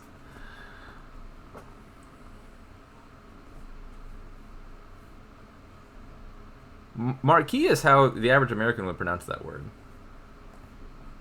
I'm pretty sure I accidentally said Marquise at one point earlier, because like Marquise is also a name, but the word is definitely Marquee in the U.S.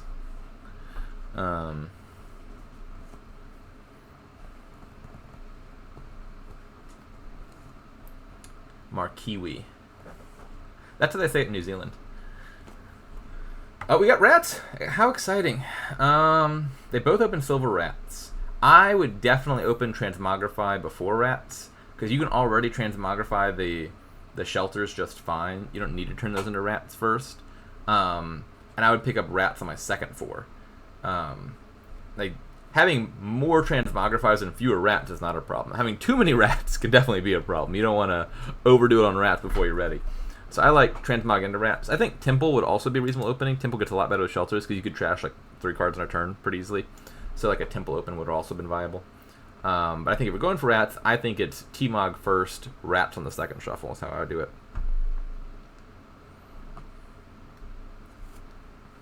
Oh, because that's your name. I don't know what to tell you. Yeah, Donald X also spells traveling with 2 L's. He is a Tory at heart.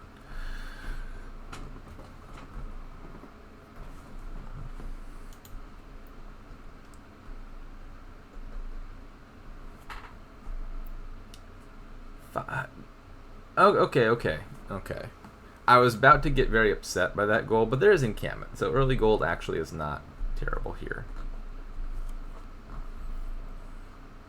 No. Tory isn't a synonym for a British person. It is like an American who sympathizes with the British, going back to the like colonial era.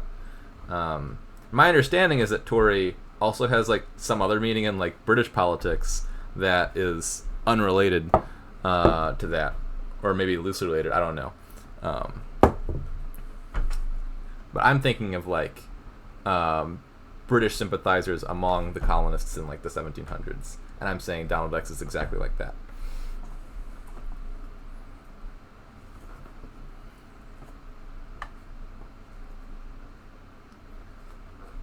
Markiwi is draw. Markiwi looks pretty good here, in fact. Kitsune is actually kind of awkward when you think about it, because like it's a village, but the more you play Kitsune, the less you need the village. So if you go heavy on the Kitsunes and your opponent just clicks the draw cards, you activate Great Leader for them. But like, what if you just stop playing Kitsunes after they overterminal themselves? That's kind of a weird situation to be in.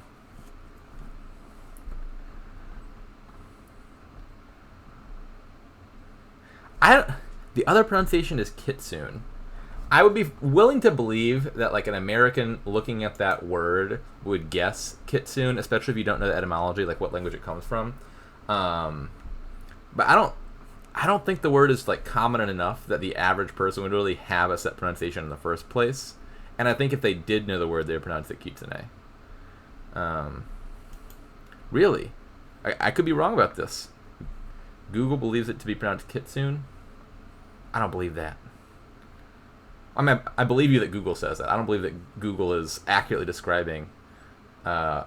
I feel like if you asked like a bunch of Americans on the street, the main response would be, I don't know what that is. And the more likely they are to know, like, oh, that is like the mythological fox, whatever, the less likely they are to say Kitsune, is my guess. It said British is Kitsune, or Kitsune, and American is Kitsune. Fascinating. That is also unintuitive to me. Again, going back to like, I feel like British people anglicize words more than American people. Like in the US, you're more likely to look at that word, try to guess what language it's from, and then try to guess how they say it. Not necessarily accurately, but like you make the attempt. Whereas British people are like, this is an English word now, we're going to say it our way. And so I would expect the average Brit to be more likely to say Kitsune, but apparently I'm wrong about that. I don't know. It's not a word that shows up common enough for me to have like personal experience on the matter.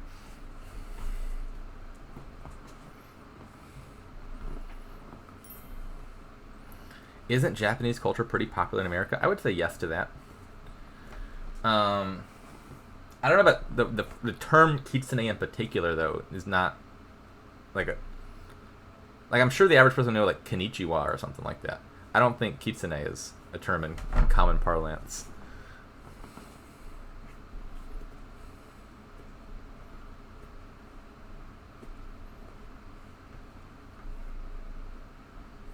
Anyways, how's this kingdom going? Lots of rats. That's always exciting. Only 3 total transmogrifies gained. Strikes me as an error.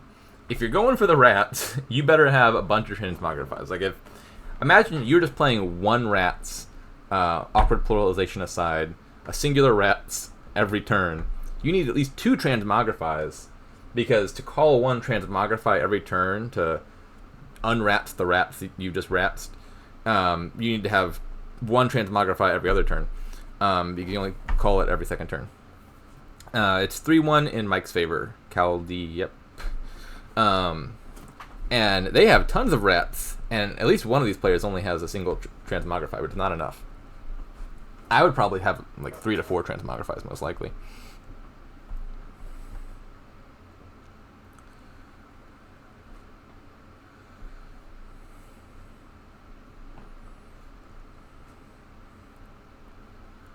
Alright, Great Leader is active.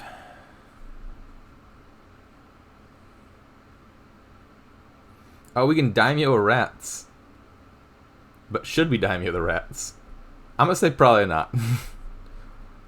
Mike disagrees. Rats Town, population 20. That is true. Mike could gain all the rats remaining from this position.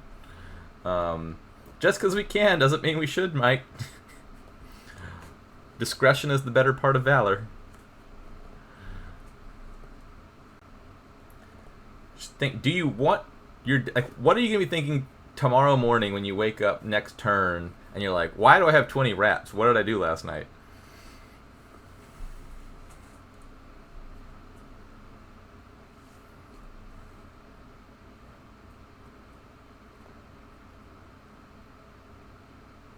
Goodbye, Necropolis. Certainly not terribly useful anymore.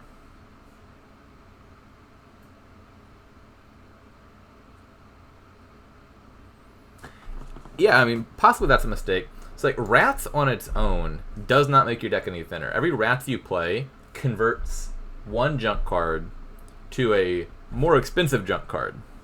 And the main reason you want to do that is because there's lots of cards that would be much happier trashing rats than trashing copper or shelters or whatever. So like Transmogrify literally can't kill coppers, whereas if you turn the coppers into rats first and then Transmogrify them, you can turn it straight into 5s, which is great. Or a card like Rice Broker, where it's like, trash at an action, draw 5 cards, you'd rather all your junk cards be actions. And so you get rats to convert all your junk to different junk, because a lot of cards like trashing the different junk more. It's like the main reason you'd get rats. They seem to be collecting the rats. It's like a Beanie Baby sort of situation. Like, these rats are going to be useful for something eventually. We don't know what yet. We better hold on to them. Man, the DG log is so bad. How so? What's wrong with the log?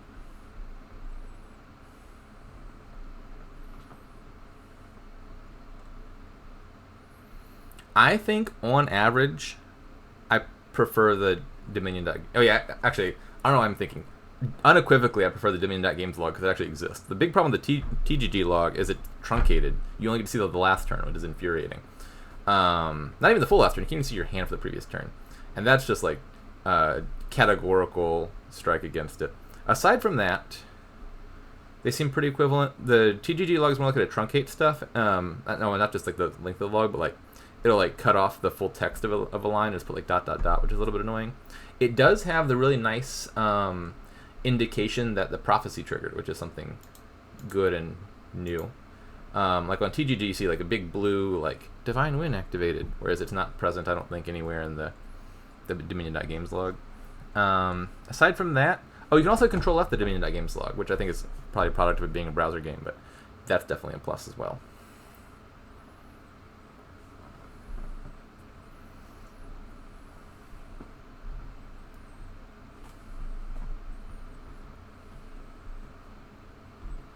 Petition to have truncated log for players in tournaments. Petition to rescind complaints right to speak. That is a terrible take, and I will not abide. No, maybe it's probably one of those things that you won't realize how much you miss it until it's gone. Like the most common scenario for me is just like, what hand did I have last turn? You don't know that on TGG because you technically drew your hand for the previous turn 2 turns ago at the end of 2 turns ago, and so you can't even tell what your hand was on the previous turn. So like turn 4, how many copies did I have turn 3? I don't know. That's lost to the sands of time. It's awful. Like if it's turn 4 and you want to know what your bottom 2 cards are, for example.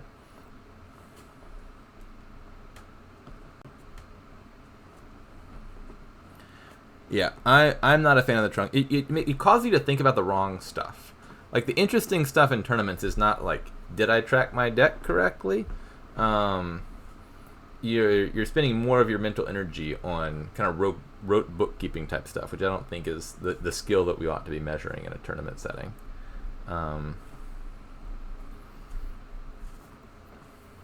Like I'm sure if it became the norm, you would just spend a lot more time memorizing all your cards every game. That just doesn't sound fun.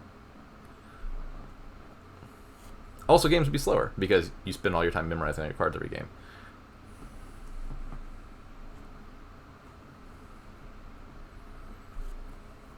Oh, for sure they would be.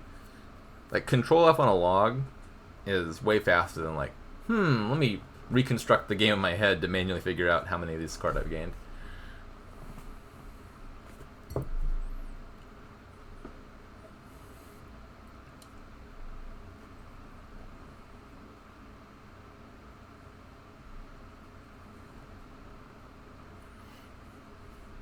It's also a big difference between like ladder games and tournament games. Like I've been playing a lot more ladder on TGG recently, and I've not played much on Dominion.games at all. But I can't imagine playing a league game with the standard settings that TGG is set at. Like it seems very intentionally designed for like more casual game because of things like the hidden log and whatnot.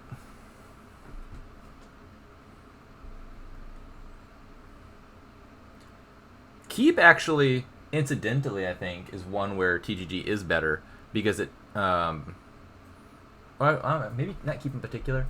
TGG has a bunch of nice little like, what do you call them? What's the word for? Like it'll show you how many points your gardens are worth. It'll show you how many points your fairgrounds are worth. Those are lovely. And so there's some cases where TGG gives you a little bit more information than Dominion.games does for like alt VP cards and stuff.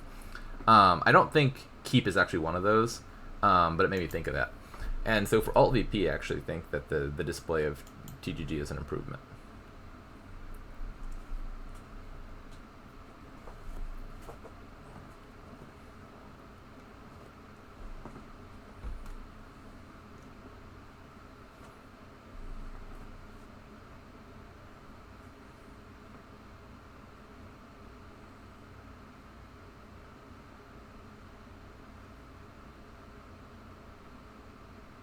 Anyways, where is this game right now? So we have 2 piles empty. I don't see a third pile that's terribly low, but it looks like ceneij's got their deck under control. Do we need 4 golds? I'm going to say we probably did not need 4 golds with 3 buys. I'm skeptical of that commerce.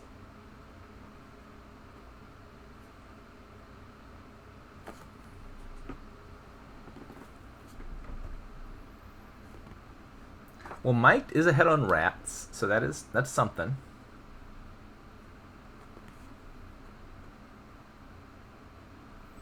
I wonder if that might have been a misplay just there. So, in general, the way they played Marquee is what I would consider the correct way, which is you want to play Marquee with exactly 6 cards in hand, because you're maximizing your total draw, where you, if you have 6 cards, you play the Marquee, there's 5 cards left in your hand, you draw from 5 to 10, and so you're going up net 4 cards and discarding none. Whereas if you have 7 cards, including the Marquee, you draw 6, but you discard back down to 10. And so you went from 7 to 10, which is only 3. And then likewise, if you have 5 cards in hand, you go from 4 to 8, and so you went from 5 to 8 functionally. And so like the optimum number is 6 cards, counting the marquee, you draw 4. Whereas if it's 1 higher or 1 less, you're drawing 3, 2 higher, 2 less than that, draw 2, and so on. So they did that. They played enough cards to have 5 cards plus the marquee left in hand, which optimizes your draw. But if you have a bunch of junk cards that you'd be happy to discard, it could make sense to play the marquee earlier, and you draw like 7 or 8 cards. You're drawing less on net, but if you're discarding a bunch of rats that you weren't going to play anyway, that's fine, and you're getting further through your deck.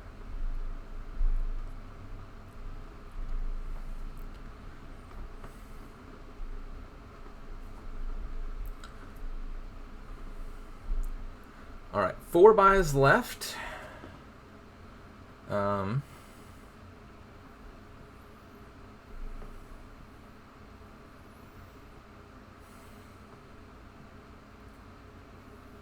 Well, surely we're playing the marquee here, right? We want to draw the silver. Yeah.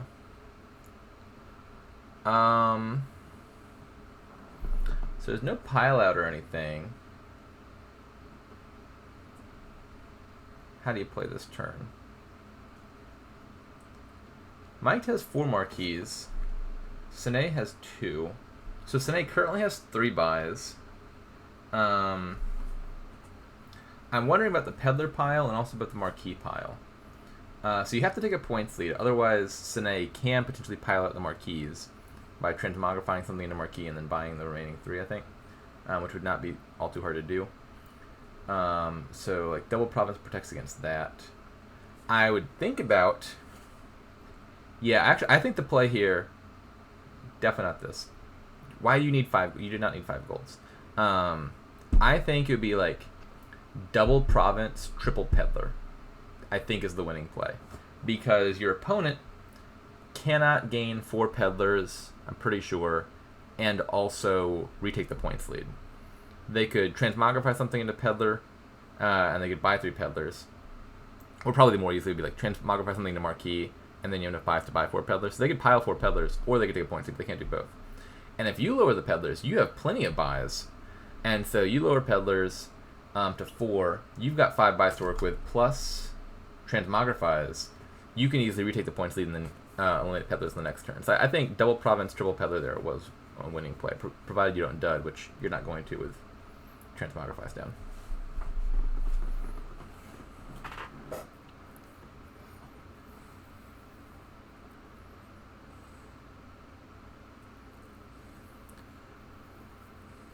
Are we sure that we need these silvers? Because this deck already has too many golds in it. Can you even fit all the treasures that are in your deck into your 10-card hand that Marquee will give you? I'm not sure that is the case.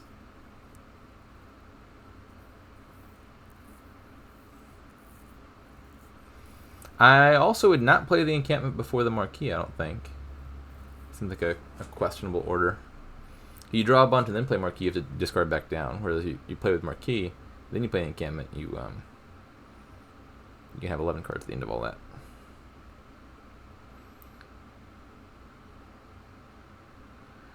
Yeah, so the double province turns out to have been kind of necessary there, because with the triple points, that was enough to get over the finish line on the Marquee pile.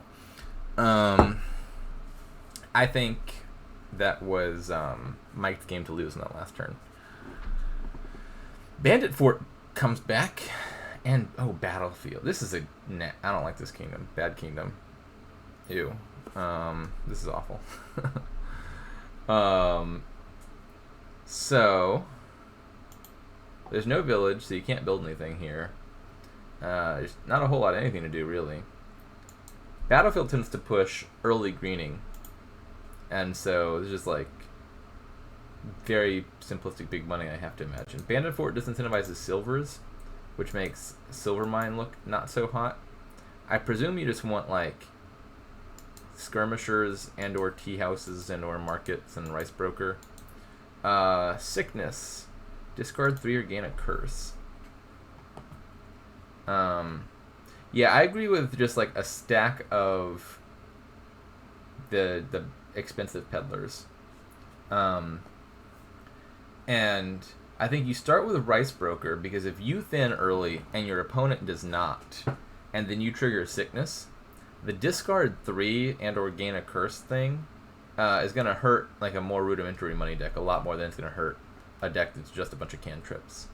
And so I would want a bunch of skirmishers or tea houses or markets or whatever.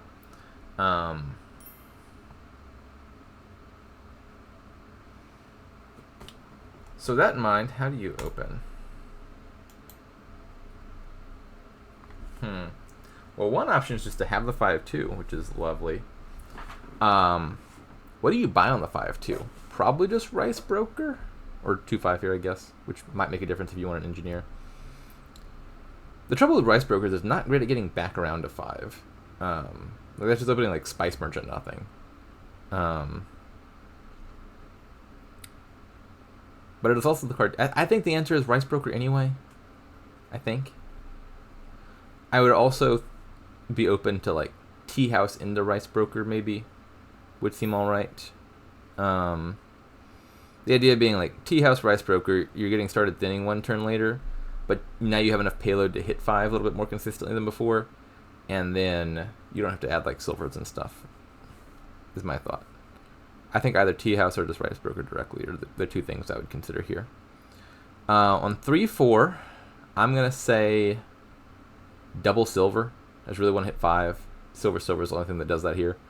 You don't want the silvers long term, but you can trash them later.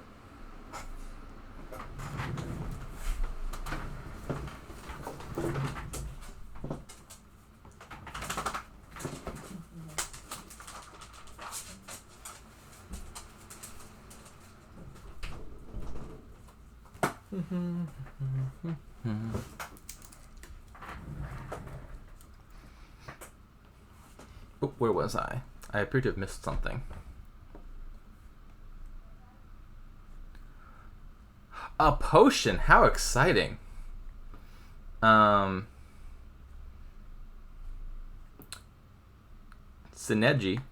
has opted for the transmute line, which I feel like is wrong, but like it could be more wrong.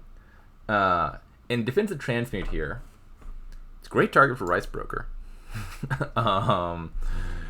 Transmute or Rice Broker at transmute, you draw 5 cards, and it's not. There's a whole lot else going on in the kingdom either.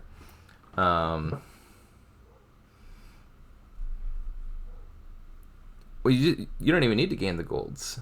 Actually, no. You turn the estates into golds, so then you can Rice Broker them for 2 draw each. That makes sense. This is not Transmute's worst kingdom. It is not draw, but it's not draw negative either. Whereas Rice Brokering the estates is. Like in the short term, the golds are money, and then you can kill them before the game ends. I'm gonna say Transmute is only slightly incorrect here. Like I see the rationale. There are synergies here that make Transmute almost a good choice.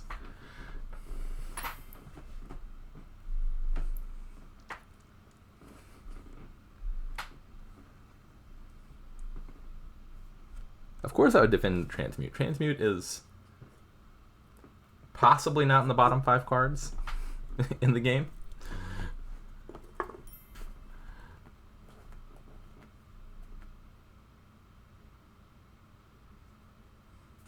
Wait, why does the log show... Not the log. Why does the chat show spectators disconnecting and reconnecting? Shouldn't that not be there? Is that new? Am I making that up?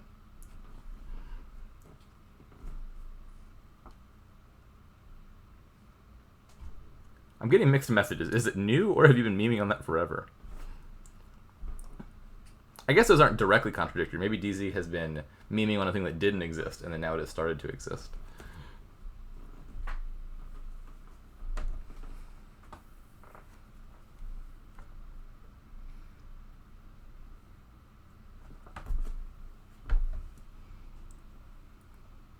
Is Transmute the second worst card in the game?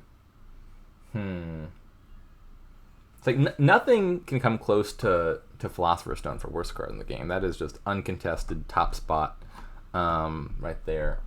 I definitely would not have put Transmute second to last. Again, before all the second editions. Like Harvest was clearly much worse than Transmute. Navigator seems worse. But most of those are gone now. And now there's just a lot fewer contenders for like second, third, fourth worst in the game. I don't know if it's second worst. Maybe. Transmute has its days. Not many of them, but occasionally.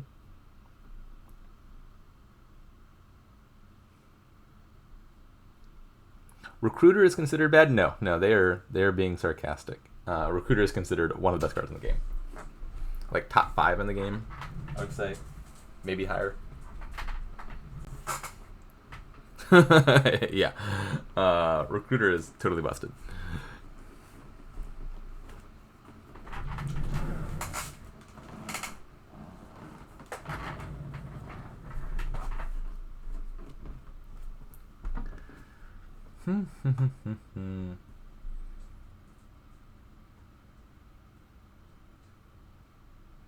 See, look at this hand. You think Skirmisher's attacking it, but like, all you're gonna do is play your Transmute anyway, so the Skirmisher didn't even do anything.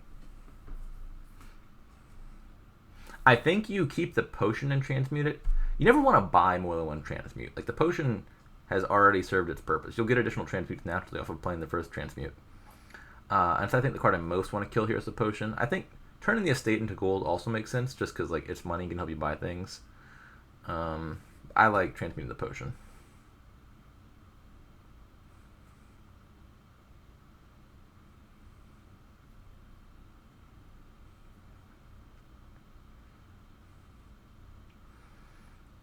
If you count old cards, an adventurer is the second worst. Oh, we're counting old. So the first round of 2Es was base and intrigue got second editions. That happened before I even discovered Dominion. So I don't really have much of a conception of a lot of the base and intrigue 1E cards. I know what adventurer does.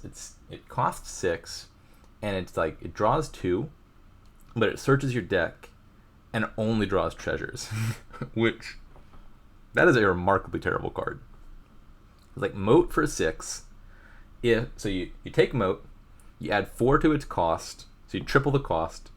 You remove Moat's upside of defending against attacks. That goes away. Also, it's synergy with Courtier. And then you add a clause that's like, also it can only draw the wrong cards. That is a truly awful card. Scout has to... What does Scout do exactly? So Scout is like 4 cost plus 1 action. Reveal the top 4 cards of your deck and put the victory cards in your hand. Does Scout put the rest of the cards back on top of your deck, or does it discard them? I don't remember. If it puts them back, Scout can't be second worst. Like that at least has synergies with stuff like Sorceress or Patrician or anything that cares at the top of your deck. So like Scout does things sometimes. I think I've never actually played with this Scout. I've only heard tell of the Scout. But that just seems miles ahead of Adventurer. Yeah, Scout plus Shepherd, that would have been something. There were some other really terrible cards, weren't there, in the 1Es? I don't recall them offhand.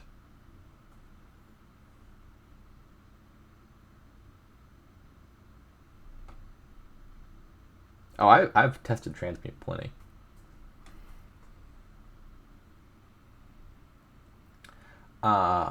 Anyways, this game that's going on. The thing that jumps out to me is that Rice Broker is at 9. That seems like, firstly, probably the most important card in the whole kingdom. And secondly, I would think the main reason you're getting Transmute is like, I turn my treasures into Transmute, so then I can Rice Broker them for 5 cards each. If we don't have the Rice Brokers, why do we want the Transmutes? Oh, right, maybe it's just because we can't... No, that can't be it. Because I'm looking at Market, they bought a Market. I'm looking at Skirmishers, they bought 6 Skirmishers, 2 Tea Houses. They've hit 5. Also 2 gold. No, the golds might be from Transmutes, not the golds. But in any case, they bought a lot of 5s.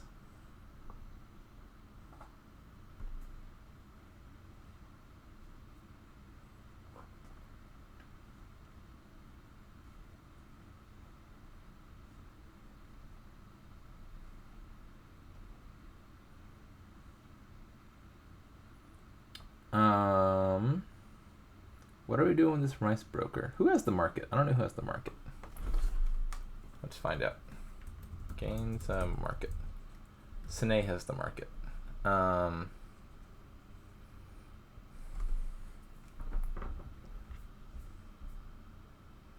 Yeah, I think trashing the transmute made sense. You don't have plus buy to draw around 2, but this does get you to 5, and you still got to play another transmute anyway. So this all makes sense to me. Now buy another rice broker. No, well, Skirmisher is okay. I don't think the attack is important enough to pass up on the rice broker.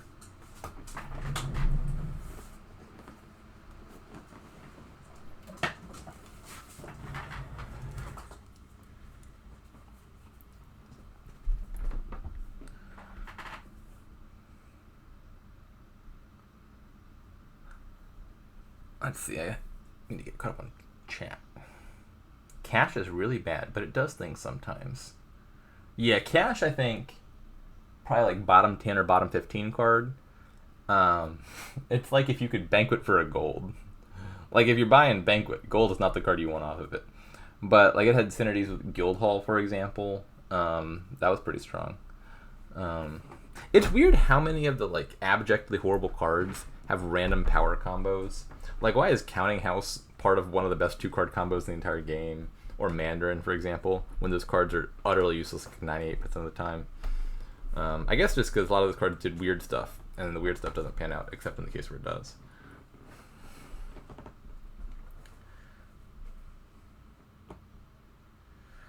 This Engineer looks really bad to me. It's terminal, and it gains you cards costing 4 or less. And there are no cards in this game that look all too good at 4 or less. I just want all the 5s. Pretty much nothing else. Discard Copper Engineer.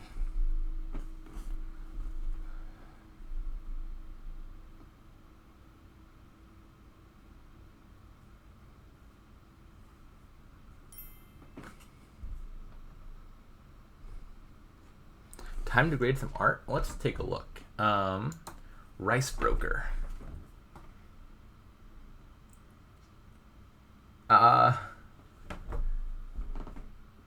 He looks angry, and is that rice that he's standing in front of?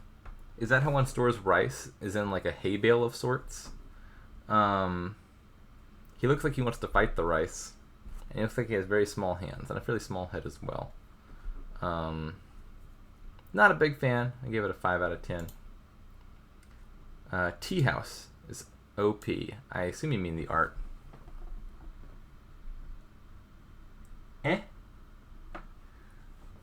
It's nice and detailed. I don't like how dark it is. Our tea house is known to be shadowy in nature. It's not even a shadow card. 6 out of 10. Sickness. It's hard to separate this one. Like, I hate how it looks, but part of that is just because like it looks like sickly people, which is what it's supposed to look like. So how much of that is like good artistic quality versus bad artistic quality? They did a good job of depicting a thing that I don't like looking at. Hard to grade, but I don't like looking at it, so I'm gonna give it a 3.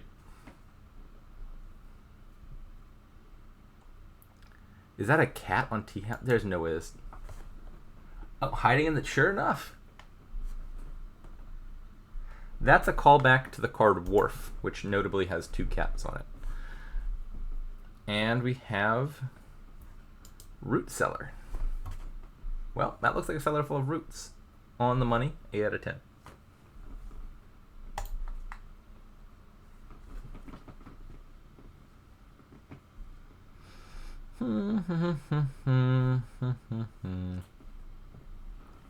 I don't think I believe in all these skirmishers.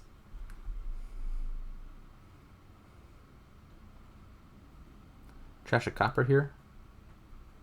Actually, maybe just kill the engineer, actually. Like, it's not doing anything for you. Please pop it. You don't need this engineer. Yeah. Die, engineer, die. And then absolutely the only acceptable buy here is market. You need that plus buy very clearly.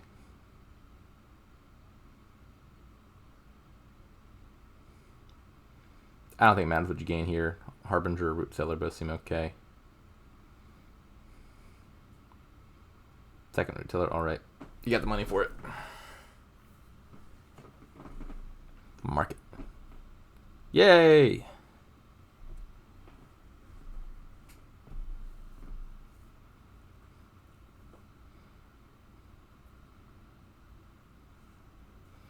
Alright. There's no way Mike isn't miles ahead here by virtue of having had a rice broker for most of this game, and ceneij still having no rice brokers.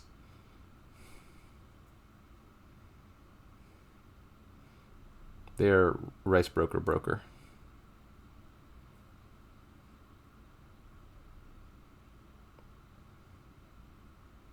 Gotta trash your cards. And not in the transmute way, like in the real way. This is like the rat's dilemma 2.0. Is like, transmute is not thinning. Transmute is turning your cards into other cards. But like, if you turn a treasure into a transmute, it's still a stop card. Victory card into gold, still a stop card. Action to duchy, still a stop card. Maybe it wasn't even a stop card before, but now it is. And so if you want your deck to be thinner, you've got to be either getting those cards out of your deck entirely, or turning them into things that are not stop cards anymore. Like if you butchered an estate into a page, well, now it's draw neutral. It's like, if you're getting the transmute, it's because you plan to eventually rice broker the transmutes for draw or something. Not like you haven't thinned your deck by turning all your junk into transmutes.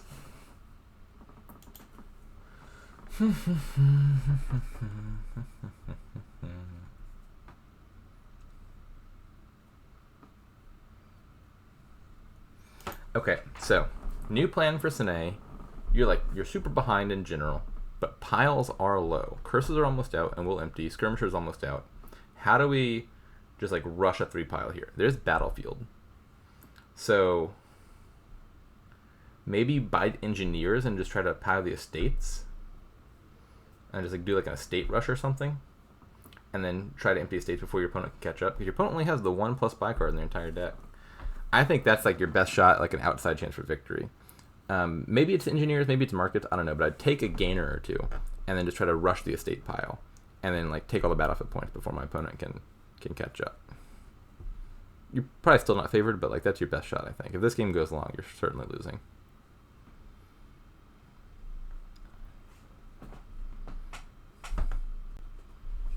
Or maybe you try to pile harbingers while getting points from transmuting your actions into duchies. I don't know. Or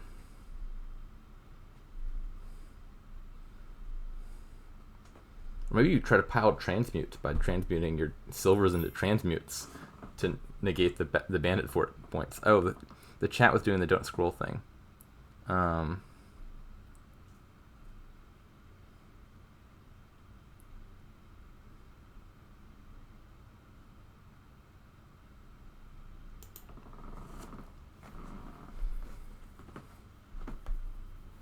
Frigate is boring against the TGG bot because they never buy it. Also against most players on the TGG ladder. Like, there are certain cards that are just like very ban-worthy that on the TGG client I don't ban and just like pray my opponent won't get them, and because usually they don't. Clashes are one, and Possession is another. Those are cards that are just like, I don't want to play with this, but I know that if I don't ban it, my opponent is probably just not going to click it anyway. I would not want to take that gamble on the Dominion.Games ladder, where if you unban Clashes, you're going to have to deal with a Warlord.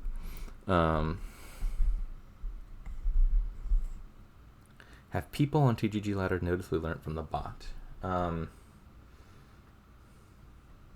don't know.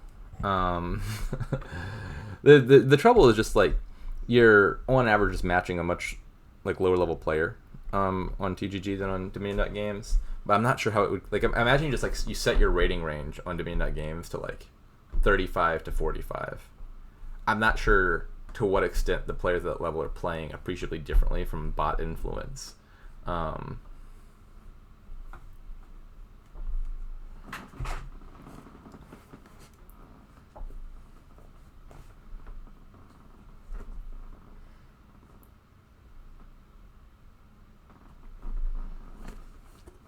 It does make laddering much more of just like you're not trying to play particularly well in general. You're just trying to avoid the like catastrophic failure case of how do I avoid randomly losing to someone level 35 in like a Wharf Money game, because that one loss will cost me like 40 losses worth of of rating points.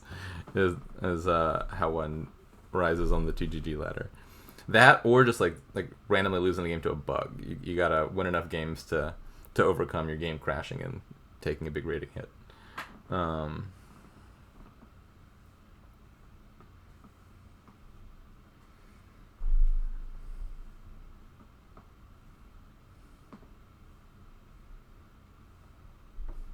Whew, that is a lot. That is a lot. What was your mu? Some ungodly high number. That'll do it. Oh, not. I meant fee, but that is also an ungodly high mu.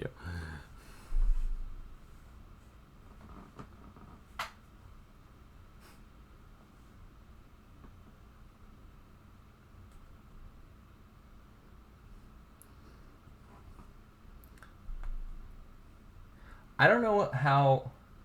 Is there an easy way to create a second account on the TGG thing? I don't know.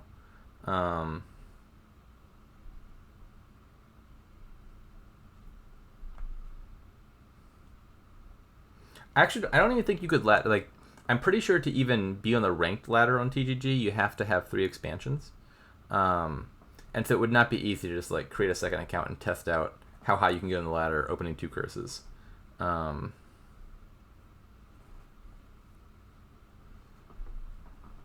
Whereas on like Dominion.games, you can just like wait it out and wait for someone who's got the expansions, and you're waiting longer.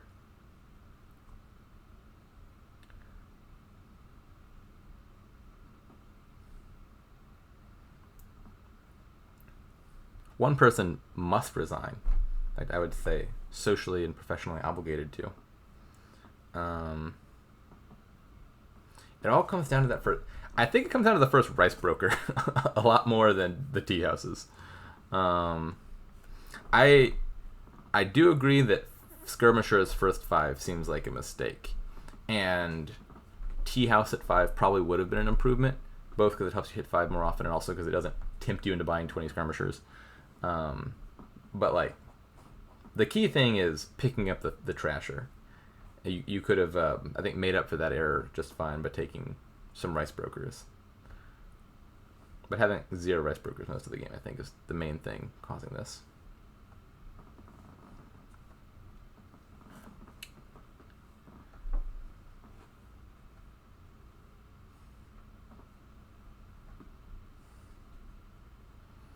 How many games have they played? Is this game 6? Game 5?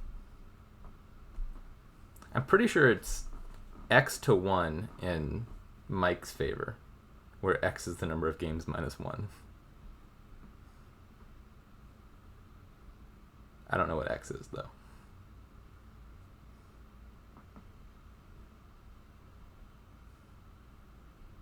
Yeah, that was a pretty nasty Harbinger to play. You just top decked 5 bad cards. 3-2? Really? Which game was the second? Now let me go look at the match. Ceneij Mike 1991. Okay, so I remember Ceneij winning the first one. That was the one where I think Mike could have scored a little bit more on the final turn and didn't, and opened up a pile out. Then Mike won 3 in a row. Oh, Ceneij won the marquee one with the rats. So this was game 6. Final score 4-2 for Mike. So I believe that puts Mike. They've now in second, I think. No, not in second. They're still behind Shakas, whose name I still cannot pronounce. So Mike rises, Ceneij falls, and now they're both towards the middle of the pack. In any case, that's the match. Toodaloo.